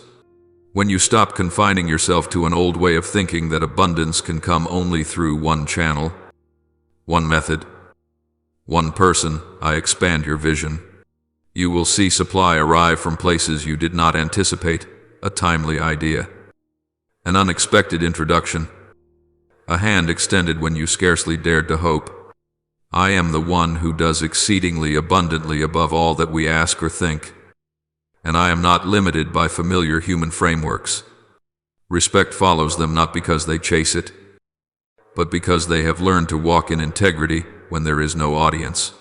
I delight in those who remain faithful in the dark valley where there are no lights, no applause, only daily choices between what is easy and what is right. It is there that honor is formed. It is there that the heart is tested, and it is there that I sign my name into your story. Even though I walk through the valley of the shadow of death, I will fear no evil, for you are with me. Faithfulness in the dark produces credibility in the light. My beloved, let this sink deep. Your inheritance is not only what you receive, but who you become when you receive it. I do not merely give you resources, I give you identity. When you understand yourself as an heir, you no longer live with a mindset of lack. You are not rushed, not anxious, not compelled to diminish yourself to be accepted. You walk with the calm assurance of one who knows where their source comes from. Keep your heart pure as increase draws near. Not everyone needs to know everything I am doing. Discretion is wisdom, not fear. Some things must be nurtured in quietness in order to grow rightly. Pray when no one is watching. Give thanks before you see abundance. Remain faithful when you are not acknowledged. These things lay the foundation for sustainability. When you find yourself standing before new choices, ask, does this align with the purpose I have received? True inheritance does not pull you away from who you are. It makes you more whole. It does not demand that you trade your soul for advantage. It protects your soul while expanding your influence. If you must lose your peace to keep an opportunity, that is not a door I have opened. Peace is the sign of heaven's agreement. My beloved, trust that I am doing something great, but I do it with a gentle rhythm. I do not push, I lead. When you stumble, I lift you up. When you wait, I prepare. When you are weary, I grant rest. And when you are ready, I open the way. The inheritance that has been decreed does not return empty. It seeks out the one who preserves faith through trial. Move forward with gratitude and quiet courage. Do not live on the scraps of fear. Live by the miracle of trust. Doors will open. Resources will come. Honor will follow, not because you seek it, but because I delight in you. The one who remained faithful while the path led through the dark valley and is now ready to step into the light with steady feet. My beloved, understand this clearly, so your heart will no longer waver at what is unfolding around you. The enemy is angry, not because you are weak, but because it cannot stop you. If you carried nothing of value, it would have no reason to bother. But precisely because you are moving forward, precisely because what I have placed within you is nearing its moment of revelation, resistance has become so visible that anger is not a sign of your failure. It is proof that you have crossed a boundary it once believed could hold you forever. It did not attack you with anything obvious. It used faces that seemed friendly, words that sounded caring, gestures dressed in kindness, yet hiding crooked intentions. It did not come to push you down all at once. It came to make you doubt yourself. It whispered, in a gentle voice, sowing small but repeated questions. Are you sure you're on the right path? Are you being too confident? Maybe you should slow down. Maybe return to a safer place. These words did not arrive as open assaults. They came disguised as advice, as concern. But their purpose was only one: to fracture the confidence I am building within you. It also dug into your past old mistakes, seasons when you stumbled, moments you were not proud of yourself. It took what I have forgiven, what I have buried deep in grace, and set it before your eyes as if it were the present. It wanted you to believe you are still the old person, that you have not truly changed, that all progress is an illusion. But my beloved, I have covered you not to hide the truth, but to protect you from condemnation. I do not revisit what I have erased. I do not rebuild what I have torn down. I do not measure you by the past when I have called you into the future. I have prepared you more carefully than you realize. In the days you thought you were merely enduring, I was refining you. In the seasons you believed were delays, I was strengthening the foundation. I do not send you into battle before you can stand firm. I hid you under the shadow of my wings, not so you would run away, but so you could be formed in safety. Some blows, if they came too early, would have broken you, so I covered you, so that when you step forward, you are no longer easily brought down by what once made you tremble. There were moments when you doubted yourself. You wondered whether you were strong enough, worthy enough, resilient enough to walk this entire road. Yet even in those moments, I held your faith steady, not by removing every doubt, but by refusing to let doubt become your guide. You kept walking, even while your heart wavered. You kept praying, even when answers did not come immediately. You stayed, even when your emotions urged you to retreat. Your faith is not proven by never doubting. It is proven by not allowing doubt to decide in your place. When you were weak, you did not collapse, not because you were tougher than others, but because I supported you in ways you could not see. There were days you stood not because you still had strength, but because I placed my hand beneath you before you hit the ground. There were nights you slept, not because every problem was resolved, but because I laid quietness upon your mind long enough for you to rest. My support is not always loud. Often it is so subtle that you only recognize it when you look back. There were times you wanted to disappear, not because you no longer believed, but because you were too tired to keep explaining, to keep fighting, to keep standing under eyes that did not understand you. You wanted complete silence, to withdraw from all expectations, to have no one asking anything of you. I know, I do not fault you for those desires, but my beloved, even when you wanted to disappear, you kept moving forward. You did not turn your back on me. You did not abandon the covenant. You only slowed your pace and I slowed my steps with you. There were days when you believed everything had been lost: faith, opportunity, relationships, even your inner strength. You looked around and saw no sign that anything good was coming.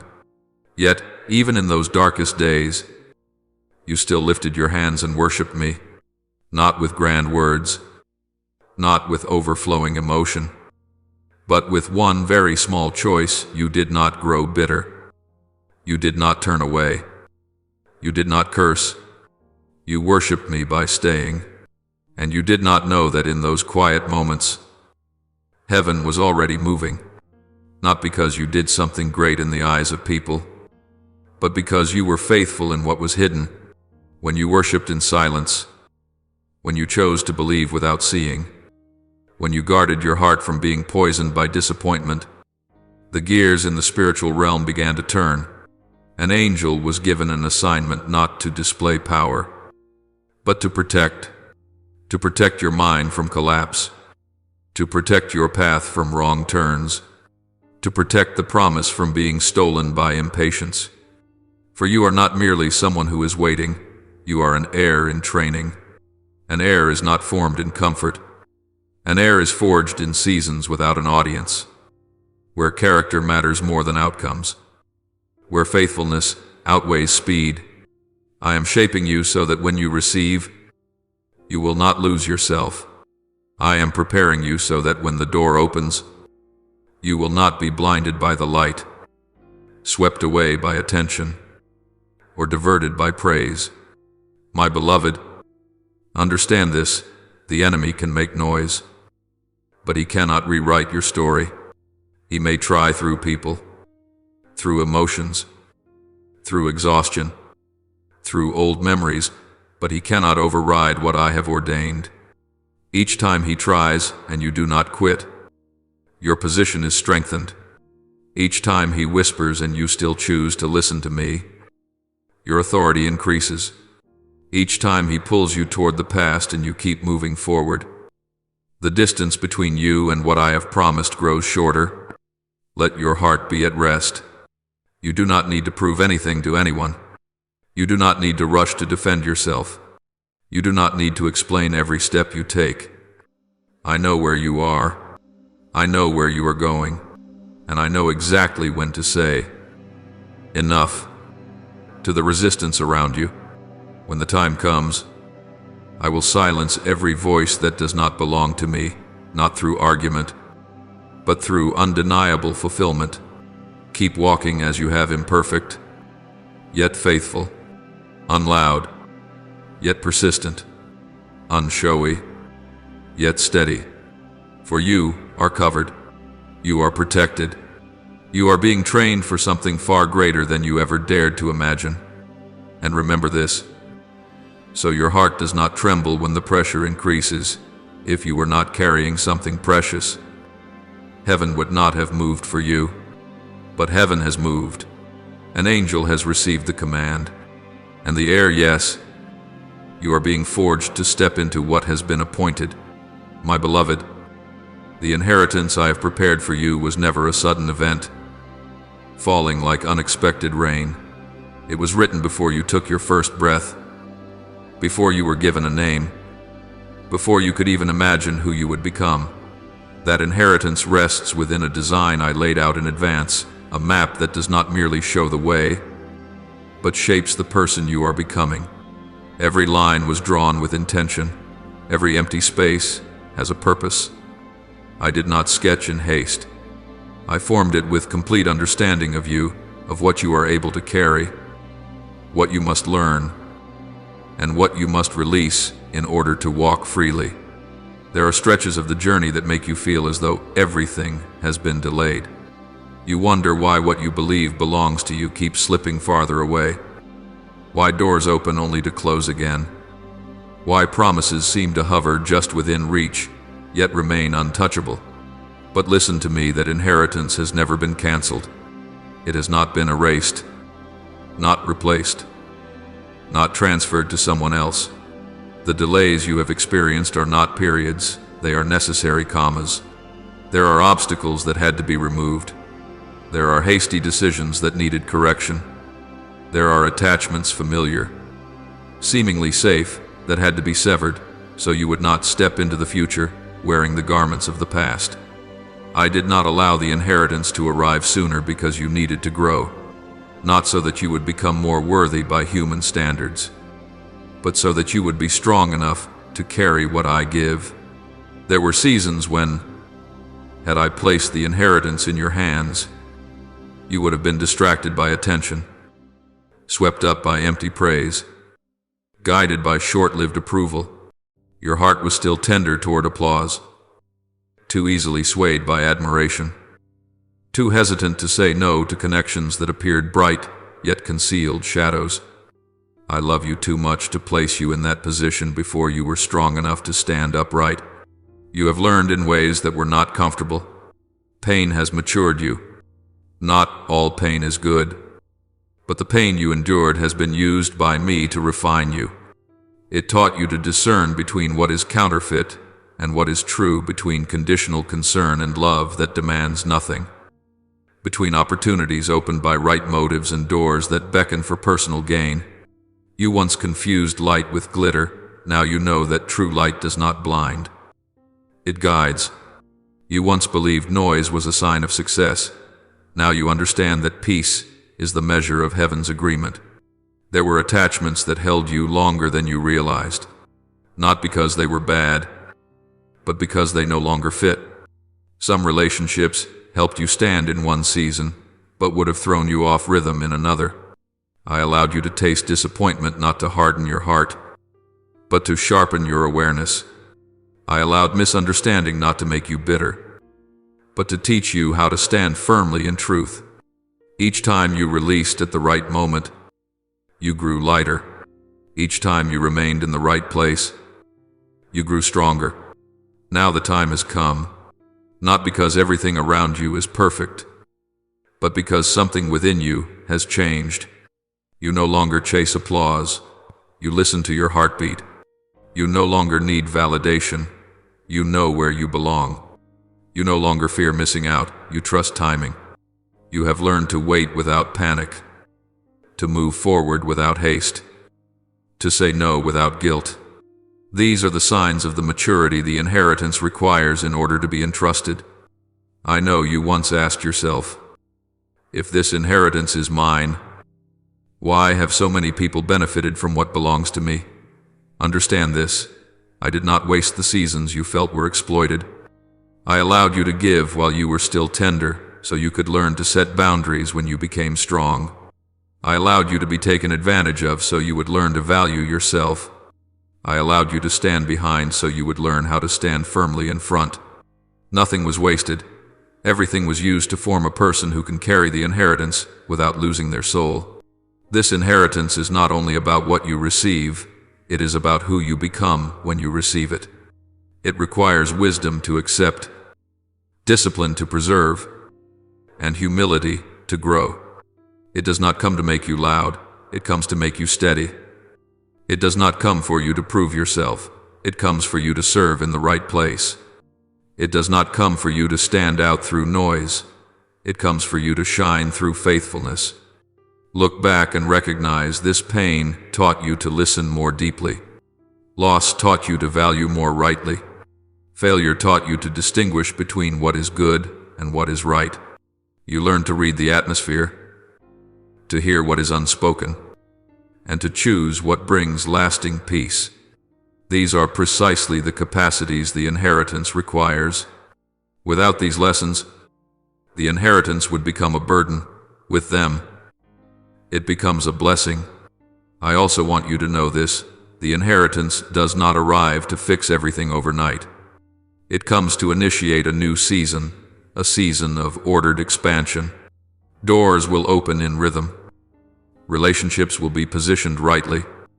Resources will arrive in proportion. You will not need to compete. You will be entrusted. You will not need to rush. You will be guided. When you must choose between fast and right, choose right. The inheritance flourishes best on a foundation of what is right. Do not fear when the light increases. The light does not come to expose you, it comes to show the way. Do not be surprised when old connections fall away on their own. This is how I make room for new ones, deeper, cleaner, stronger. Do not grieve when certain praises grow silent.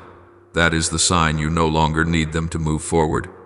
The inheritance does not need noise to grow. It needs good soil. Keep your heart soft without becoming fragile, strong without becoming rigid. Share with wisdom. Not everyone needs to know everything.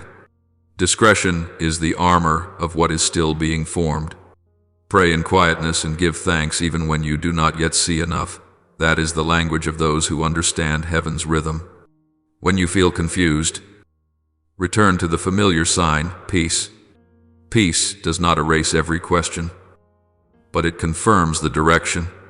My beloved child, the inheritance was written long ago, preserved through many seasons, and is now being activated at the appointed time. Not because you no longer feel pain, but because you have matured through pain. Not because you are no longer afraid, but because you have learned how not to let fear lead. Not because you are perfect, but because you are faithful. Move forward with quiet confidence. What belongs to you is coming, not early, not late, at the right time, in the right way, and in fullness for the person you have become. My beloved child, the very stillness you once feared has become your most patient teacher.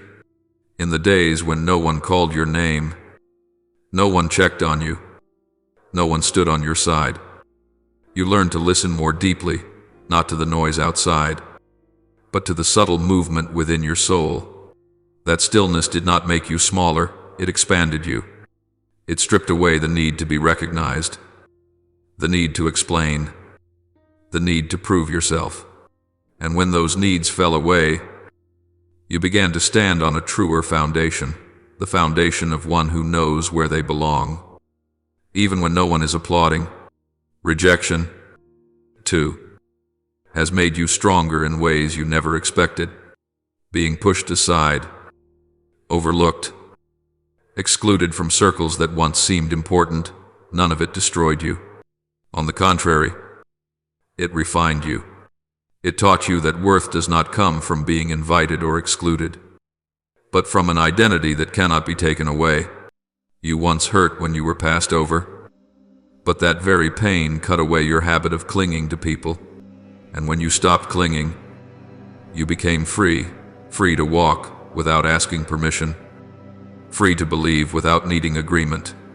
Now you are ready to carry what I am placing into your hands, not because you never stumbled, but because you rose again without losing your heart. I saw everything. I saw the betrayals that happened behind your back, the sweet handshakes by day and the whispers by night. I saw when they turned away without a word of explanation, leaving you to wonder whether you had done something wrong.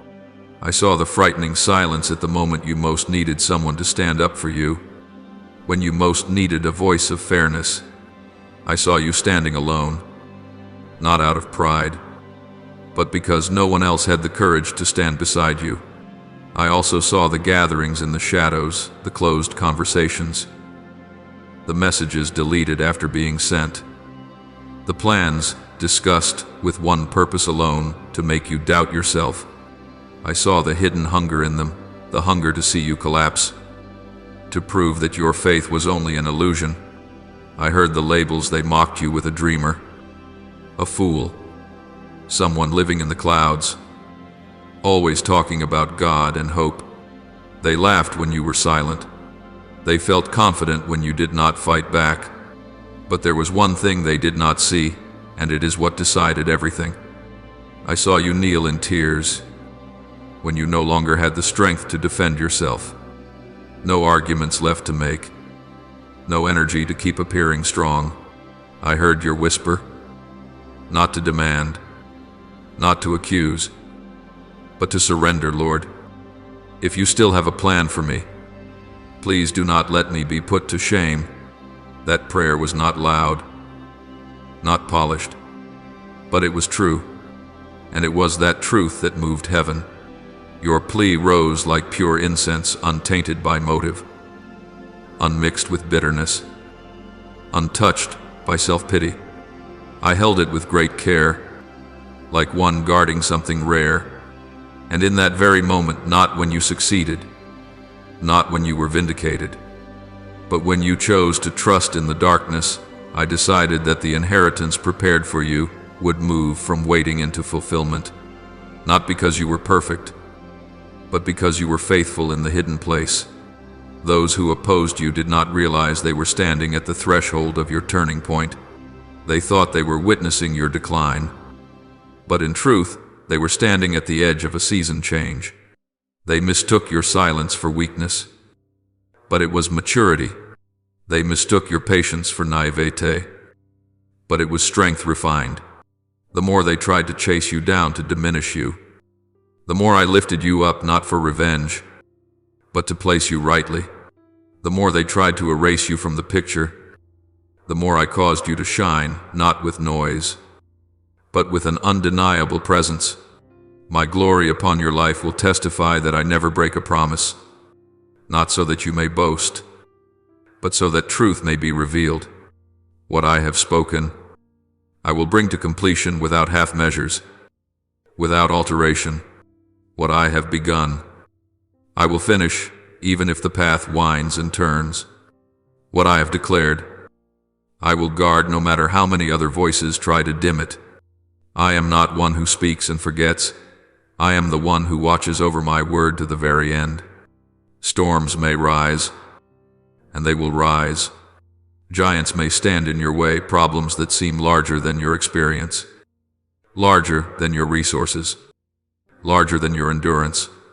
The battle may take a form that makes you tremble, a difficult decision, an unwanted confrontation, a step that demands more courage than you imagined you possessed. But hear me clearly, you will prevail, not because you are stronger than others, but because you do not walk alone, not because you have a flawless strategy, but because my power goes before you. You have been prepared by the very things that once caused you pain. Silence taught you how to stand firm. Rejection taught you not to depend. Betrayal taught you discernment. And tears taught you how to pray honestly.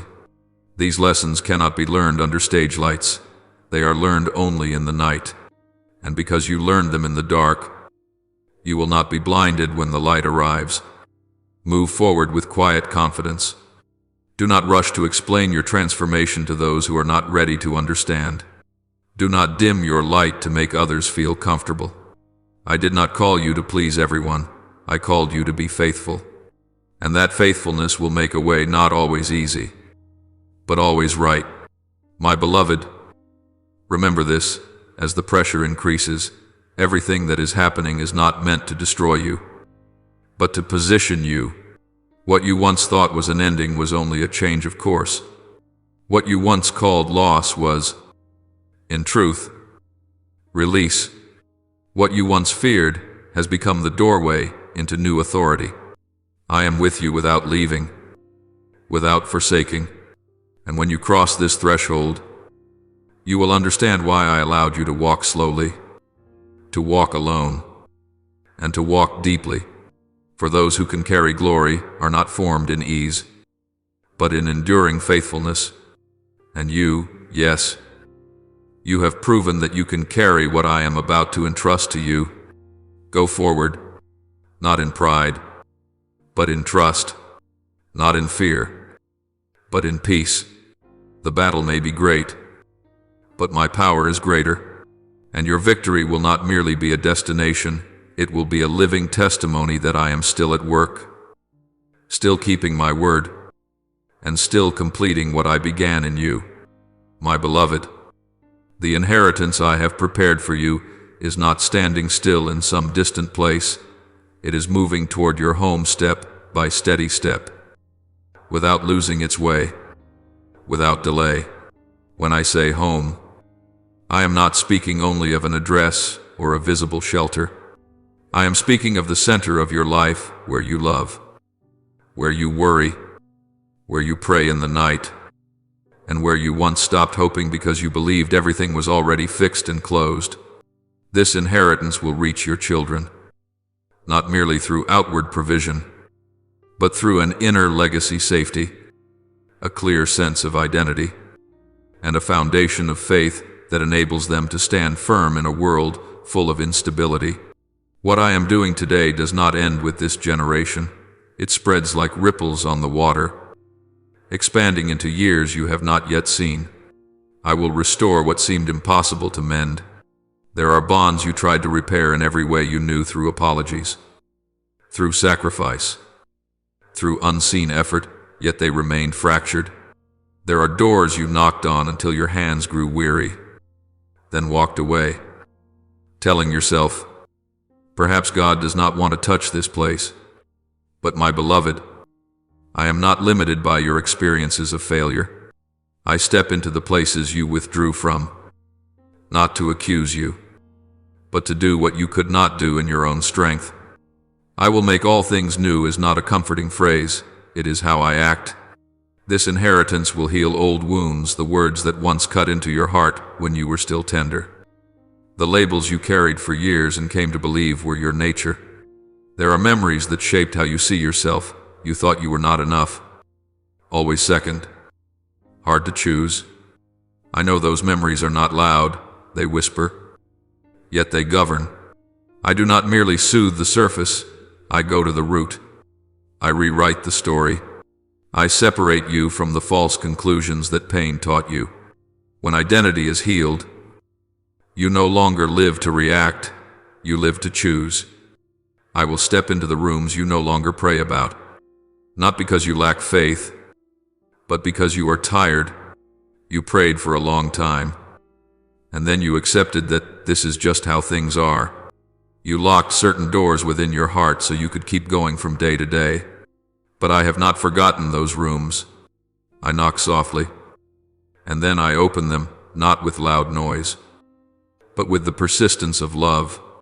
I bring light into the corners you assumed were fixed habits, relationships, repetitive days, and you will be surprised to see change begin in the very places where you no longer expected anything.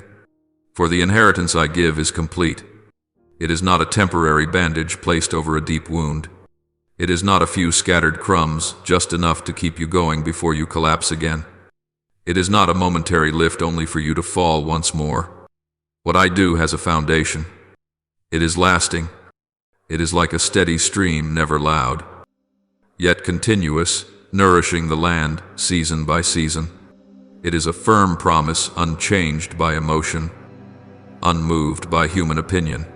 And when I fulfill my word, everything will change in the proper order, inward first, outward later, identity first, circumstances after. Therefore, listen to me once more, not with excitement, but with wisdom. Do not share this indiscriminately with just anyone. Not everyone who hears will understand, and not everyone who understands desires good for you. There are people very close to you who hunger only for advantage. They do not wait for your victory to rejoice with you. They wait for your victory to benefit from what it produces. They do not care about your household. They hope to gain from its collapse, whether through subtle manipulation or a presence that pretends to support. I am exposing hearts, and I do this not to make you bitter, but to set you free. I am lifting masks, not to shame anyone, but to let truth breathe. I am helping you see who truly walks with you on the narrow road, and who only stands near when the light begins to increase. You will recognize this not by words, but by a familiar sign, peace. A true companion does not make you anxious, does not pressure you to boast, does not demand proof. They remain when there is no obvious benefit. They rejoice when you are lifted up without comparison. There are connections that exist because of your journey. They live off your story, your giving, your energy. When you are restored, they fear losing their source. When you set boundaries, they call you changed. When you choose discretion, they call you distant. Do not let those labels define you. I am teaching you that love does not mean losing yourself. Faithfulness does not require you to expose everything. And the wisdom to know when to be silent is part of maturity. My beloved, allow me to go deeper. I do not repair scattered pieces, I restructure. When I am at work, you will notice simultaneous changes. You sleep more peacefully. Your thoughts grow clearer. Your decisions become steadier. Conversations will be different, shorter, clearer, with less justification. You will say no more easily, not because you are hardened, but because you know what protects your family and your future. You will choose a slower pace in some places so you can move swiftly at the right time in others. Do not be surprised when some people leave during this season. I am not pushing them away. Truth does its own work. When light increases, those unwilling to change grow uncomfortable. When you are no longer an unconditional source, connections built on benefit reveal themselves. Do not cling to what I am separating. This separation is armor for your family, a fence for your peace, and the necessary space for what is new to enter. I also want you to know this discretion does not make blessings smaller, it makes blessings stronger. Pray in quietness and give thanks in secret. Share only with those I appoint, those who can hold what is precious without distorting it, those who can rejoice for you without needing gain. When you keep this, you will see blessing flow freely, not leaking away through noise and misplaced expectations. The inheritance is coming home to your household not to make you busier, but to give you rest and stability. It will restore order, heal memories, and lay a foundation for the generations to come. It will touch the locked rooms and open them with grace. And when everything begins to change, remember this: I am doing this not only for you, but through you. Walk with quiet confidence, with open eyes and a wise heart. I am here guiding, protecting, and completing so that your family will not merely survive, but flourish in enduring peace. My beloved child, learn to honor me not only with words on your lips, but with every choice you make each day, with the posture you keep when no one is watching, with the way you walk through ordinary life. True worship does not end when the song fades. It continues in how you face trials, in how you refuse easy shortcuts that quietly erode the soul, when you choose what is right instead of what is convenient, when you guard integrity rather than nurture bitterness. You are honoring me with your entire life. Do not treat your spiritual life lightly, for it is not an optional accessory you can turn on and off. It is your lifeline. When you neglect your inner life, peace will begin to leak away, even if everything looks fine on the surface. Do not trade deep peace, the kind that comes only when you are rightly aligned, for a temporary sense of fullness. Some things look like gain but quietly impoverish you. Some invitations sound like opportunity but carry an unseen cost. I do not call you to live in lack, but neither do I call you to live by compromise. Do not accept emotional crumbs, half-hearted concern, relationships that exist only when they are convenient, promises spoken to sound pleasing but never kept. You were not created to live on leftovers. You were created to live in wholeness. When you accept crumbs, you shrink your own capacity. When you accept less than what I have set apart for you, you slowly forget your true worth. I want you to remember this: you are worthy of what is healthy, of what is respectful, of connections that nourish rather than drain. Do not cling to cords that cause your soul to wither. Not every bond is visible to the eye. Some are expectations, self-imposed obligations, or guilt that does not come from me. When you hold on to them too long, they suffocate the life within you. I do not condemn you for having clung before. I simply invite you to release. Letting go is not betrayal. It is protection of what I am doing within you. Some things were necessary in one season but become burdens in another. You are set apart, not to withdraw from the world in pride, but to live differently by identity. You are chosen not because you are superior, but because I have purpose for you. You carry what others do, not a sensitivity to truth, a weight of responsibility, a deep hunger for meaning. That is why you have felt the weight so keenly. That is why the pain once cut so deep. Those who carry light often perceive darkness more sharply. Those who carry hope often ache when they encounter what stands against it. But listen to me, it is precisely because of that depth that the inheritance coming to you will be radiant. Light is proportional to the depth of night. What you have endured has not been meaningless. It has been preparation. The heaviness of sorrow will be exchanged for the lightness of fulfilled promise, not by denying the past, but by giving the past new meaning.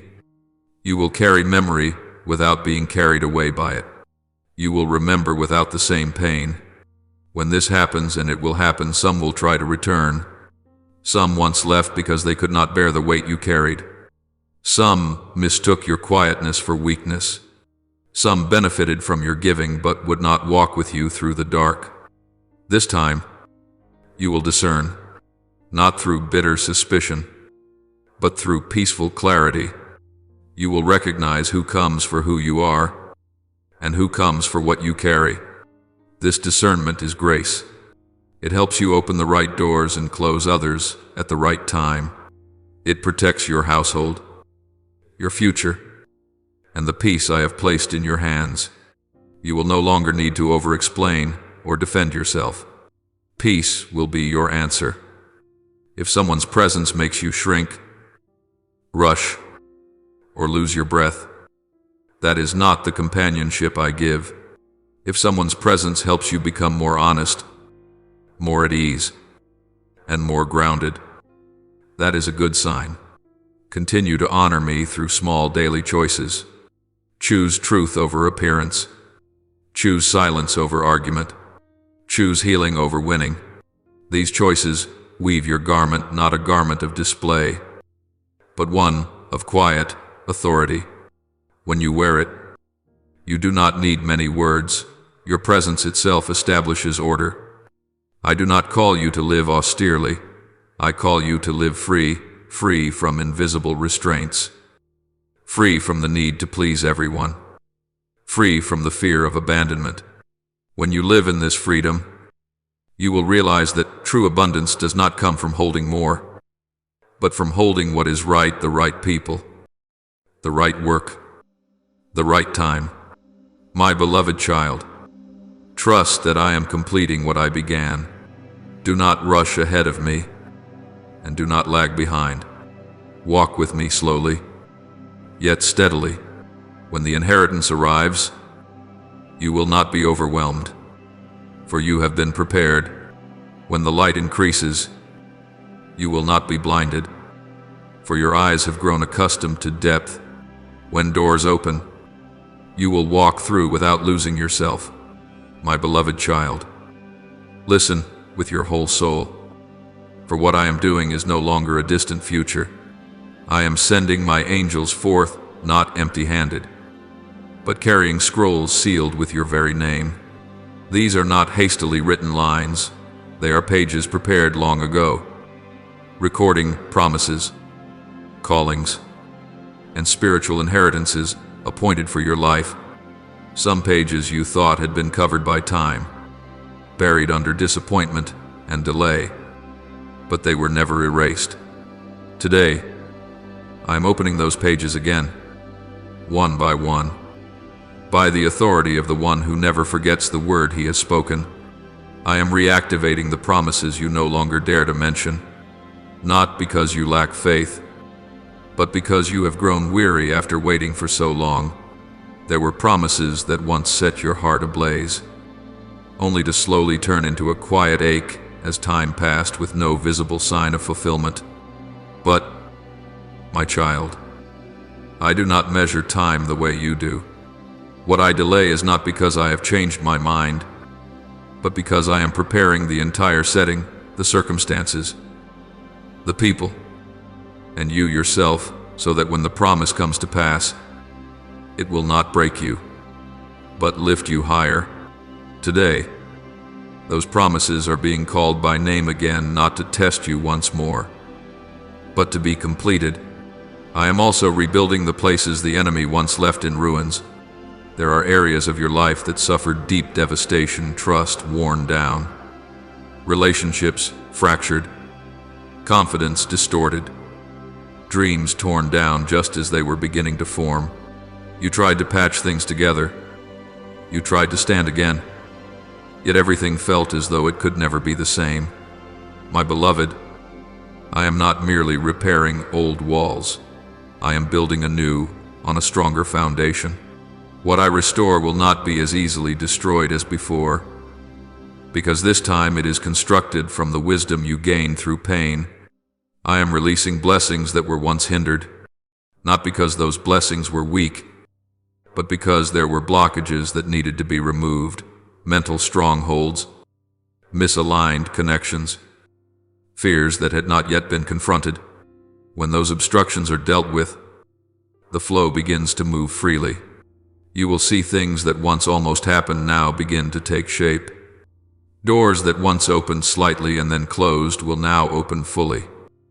Not by your striving, but by my precise orchestration. I am restoring what was stolen, not only time, opportunities, or resources, but the joy, peace, and sense of safety you lost during seasons of battle. There were years when you lived in survival mode, simply trying to stay standing, afraid to dream beyond the day. I do not dismiss those years.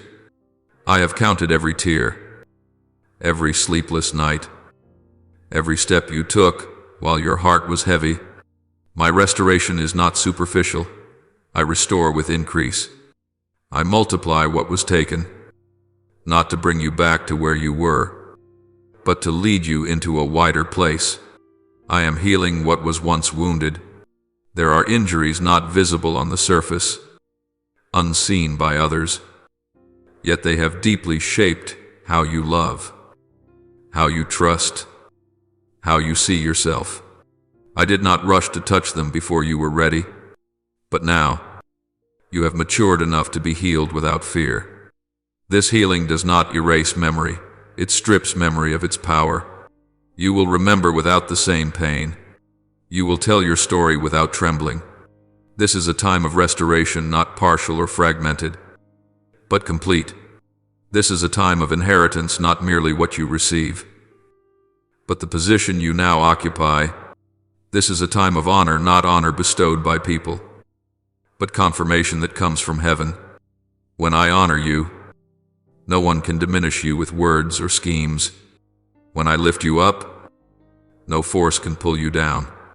If you believe this, continue to honor me through acts of faith. Faith is not merely a declaration. It is the choice you make when the evidence is not yet complete.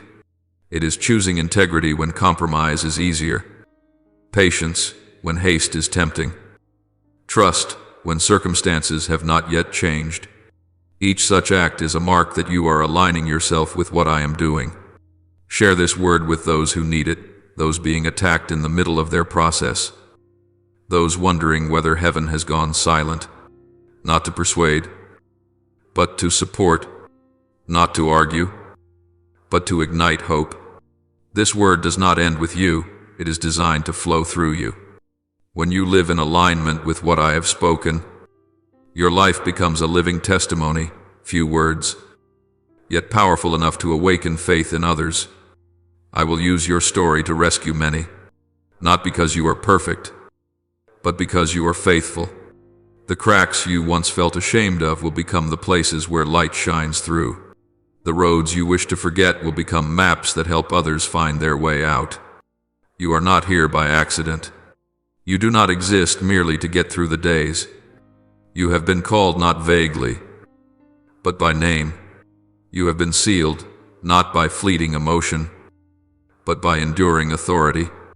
You have been chosen not because you are superior, but because I trust you to carry what I place in your hands.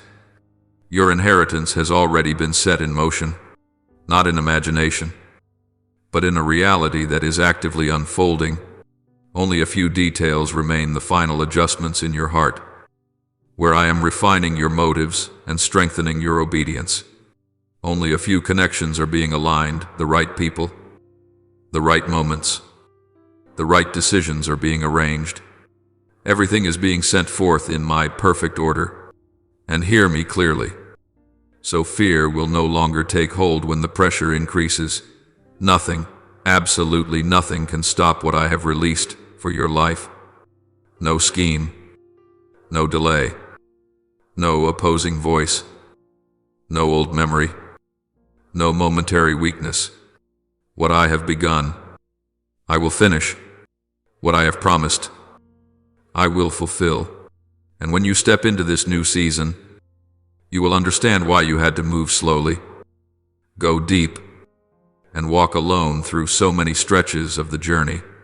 Remain in trust, walk in humility and courage, and remember heaven is moving on your behalf, not to indulge you, but to complete the purpose that was written before you ever took your first breath. My beloved child, do not let the silence deceive you. Do not rush to conclude that nothing is happening simply because your ears hear no sound and your eyes see no obvious signs. In my order, the greatest movements are rarely loud. I do not need thunder to set powerful things in motion. I often choose stillness to lay foundations. Just as a seed grows in the darkness of the soil, the strongest chapters of your life are being written by me in moments that seem quiet and uneventful. When you think everything has come to a halt, there are times when you look around and see only slowness repeating days, uneventful evenings, no new news. Yet it is precisely within that emptiness that I am working without rest. I am not confined by human pace. When you rest, I act. When you no longer have the strength to strive, I begin to arrange. I write the most important passages of your life story with invisible ink, on pages that you will only be able to read at the appointed time. When you sleep, I do not sleep.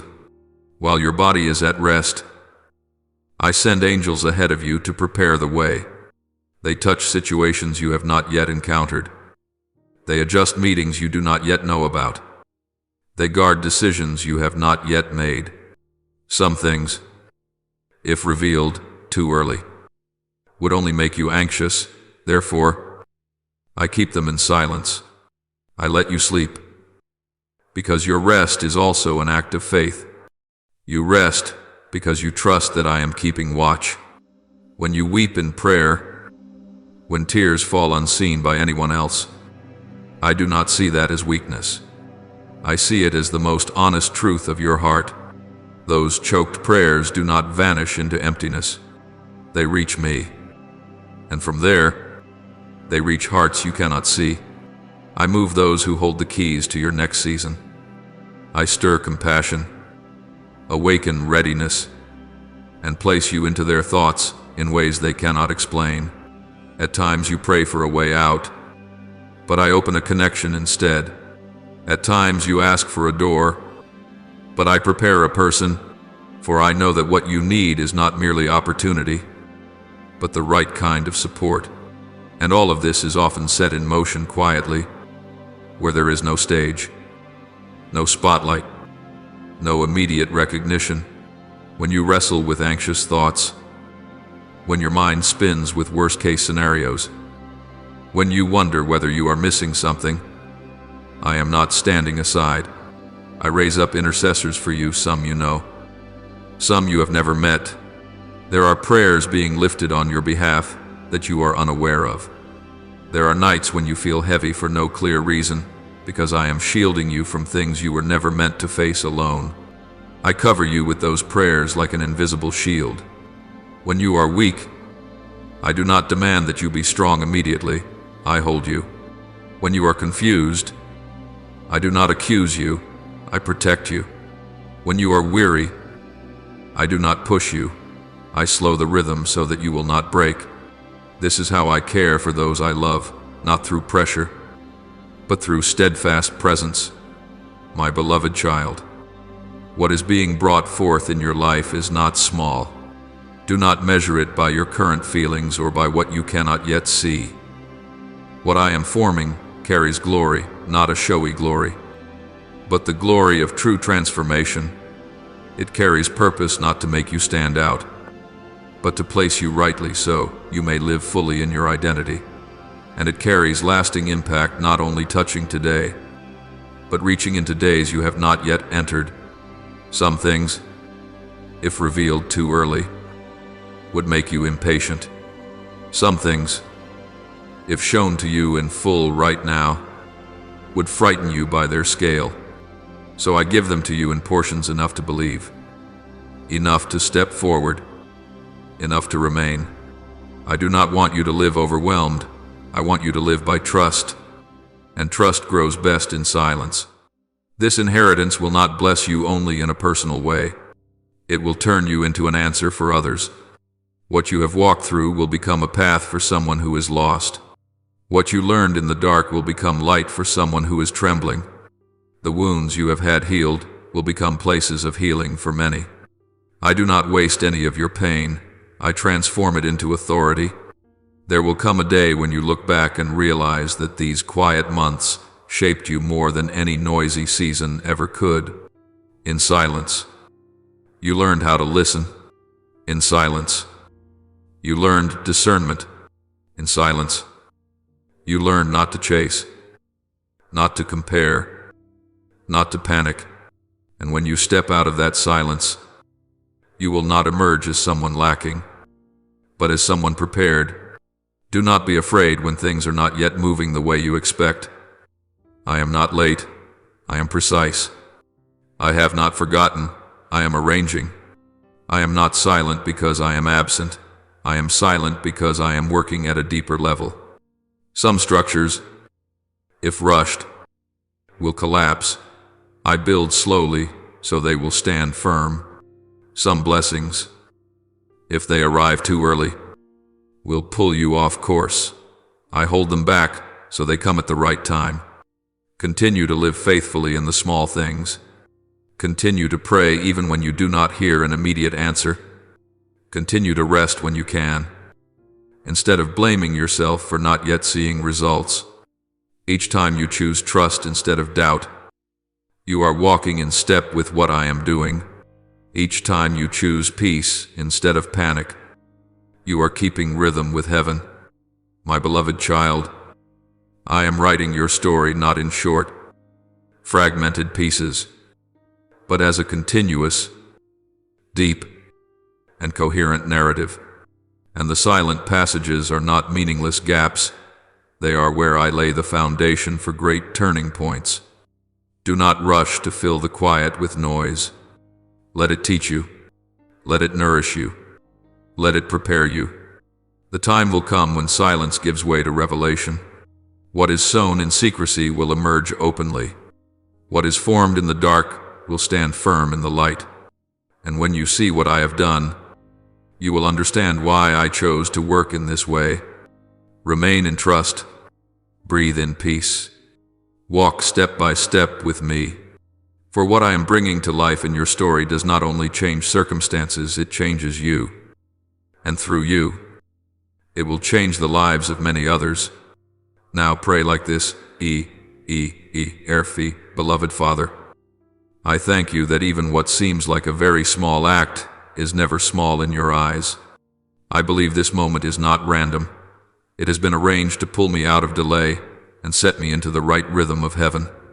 Teach me to honor you through concrete choices, to respond to the inner calling with outward obedience. If I am hesitating, grant me gentle courage, courage that is not loud but steadfast, so that I may openly acknowledge that you are the one who writes the story of my life. Silence every accusation, calm every disturbance, and open every door that needs to be opened in its proper time. I do not want to chase empty signals. I want to be united with you through a sincere heart. Let me see that when I touch what you place before me by faith. The unseen realm takes notice, and grace begins to move. I receive the increase that comes from you, not to boast, but to live rightly in the position of an heir, humble, watchful, and enduring. Father, I come before you with alertness, knowing that when something great is about to be born, resistance often increases as well. Forgive me if at times I have allowed my mind to be pulled by strange voices, messages, or sweet-sounding suggestions that, beneath the surface, seek to break my confidence, place a holy hedge around my life, around my family, and around my decisions. Help me discern what is true and what is false, what comes from love and what comes from toxic motives. I refuse to feed anxiety, refuse to react in haste, and refuse to step outside the covenant because of pressure. Remind me that what you have ordained cannot be stolen by anyone. As Psalm 91 speaks of shelter under the shadow of your wings, hide me in your presence so that I may move forward in peace. Keep me from wasting strength on arguments. Instead, let that strength be used for prayer, for standing firm, and for walking the path you have drawn. Beloved Father, I confess that the shifts around me sometimes cause me pain.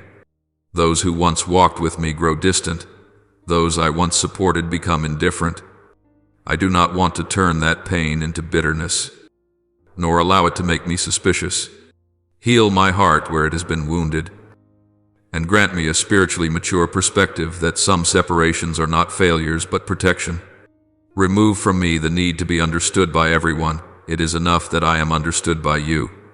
Teach me to release what you are pruning and to keep what you are planting. If jealousy, envy, or misunderstanding rises around me, cover me so that I am not drawn into it. Place within me a peace that is beyond understanding, as Scripture says, so that I may love without being bound and remain kind without losing myself. Grant me the right people, few, but true, who can walk with me without cursing, without undermining, and without comparison. Heavenly Father, I place before you every connection, every conversation, every door I am opening or about to open. Please purify the atmosphere of my life, for I understand that what you are preparing cannot coexist with contaminated motives. Shine your light on what I have not yet seen, intentions hidden behind compliments, exploitation concealed beneath closeness, hands reaching for blessings without truly loving me. Grant me the wisdom to be discreet, to guard what is holy in the secret place, to give thanks without display. Close the doors that cause my soul to wither, and open the doors that nourish life. Make me a faithful steward of grace, not wasteful, not boastful, not fearful. As James reminds us that wisdom from above is pure and peaceable. Grant me that wisdom so I may walk through this season with clear eyes, a tender heart, and steady steps. Heavenly Father, I turn my heart toward you and trust that you are able to restore the places where I have grown weary from illness, financial pressure, and prolonged burdens. I do not ask for momentary relief. I ask for complete restoration, deep renewal within, so that my body, our mind, and spirit may be upheld together. Break every yoke upon my shoulders, the yoke of anxiety, the yoke of fear, the yoke of self-blame, and clothe me instead with the gentle yoke of the one who loves me. As Isaiah declares that you give strength to the weary and increase power to the weak. Renew my strength so I may pass through trials without being consumed. If I make public expressions of faith, writing a number, voicing agreement, guard my heart from superstition, that I may do so as a declaration of unity with heaven, not as a formula. I receive the steady flow of your love, provision, and health. Heavenly Father, I thank you that the inheritance you give is not merely material, it is honor, identity, and inner restoration. Seal within my heart the truth that I have never been forgotten. Even when the enemy whispers that nothing is changing, let me hear your voice more clearly than any other. Remind me that I am hidden, protected, and set apart not for pride, but to live according to the weight I carry. Heal the memories that once shaped a distorted view of myself. Rewrite my story with grace. Grant me a strong spiritual framework so that, when you lift me up, I am not shaken by praise or criticism. Give me the character of an heir, humble without self-deprecation, strong without harshness, gentle without weakness. As your promise says, he who began a good work will complete it. Complete what you have begun in me. Heavenly Father, I bring before you the unease I sense in the air, in the room, in the eyes of those I love. I do not want to judge according to the flesh, yet I do not wish to be naive about spiritual realities. Protect my spirit from unseen heaviness, from opposing prayers, from intentions that seek to pull me away from your promise. Wipe my tears when I must endure loneliness, even among those close to me.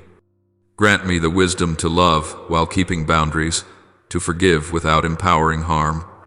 Remove the evil that lingers around my life, and enthrone peace in my home.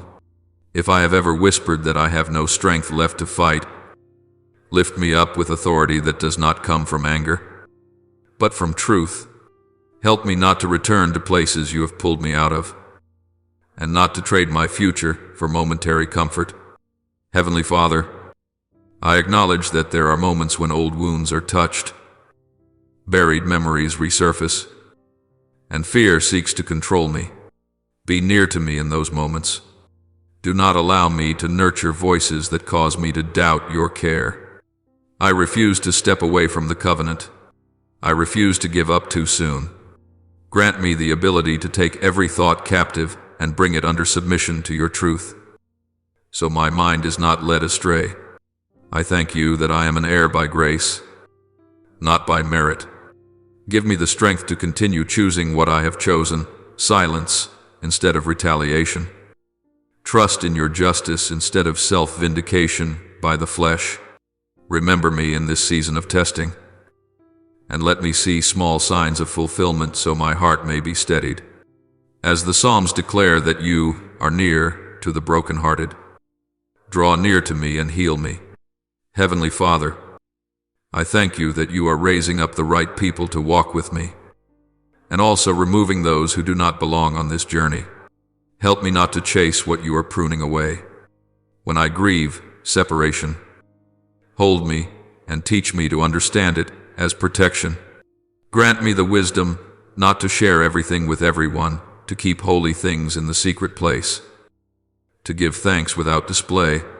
Place pure words upon my lips, that I may not sow fear, exaggerate, or expose what needs time to grow. Surround me with people of good heart, those who rejoice without envy, who advise without control, who love without exploitation, and make me, too, a good companion to others, one who supports, intercedes, and remains faithful. Keep me in peace so I may walk in the right rhythm, for I know that blessing requires a clean atmosphere. Heavenly Father, I believe that what you have released, no one can restrain, though there may be schemes, storms, or giants blocking the way. Grant me strength to stand firm and move forward. I place before you my family, my children, my home, and my future. Let blessing flow like life-giving waters, health, peace, righteous prosperity, and a sound mind. Give me unshakable faith, faith that does not need to be loud, but endures so I may face uncertainty by the light of your wisdom. I lay my burdens at your feet. Clothe me with the mantle of trust. and when the inheritance arrives, keep my heart humble, that I may not forget the days you upheld me in silence. Use my story as a living testimony that those under attack in the process may be lifted, those who think heaven is silent may be comforted, and those on the verge of giving up may find strength. I thank you that I am not here by chance. I am called, sealed, and chosen. I offer this prayer in the holy name of Jesus Christ. Amen. Don't forget to subscribe and turn on notifications so that together we can build a strong community of faith.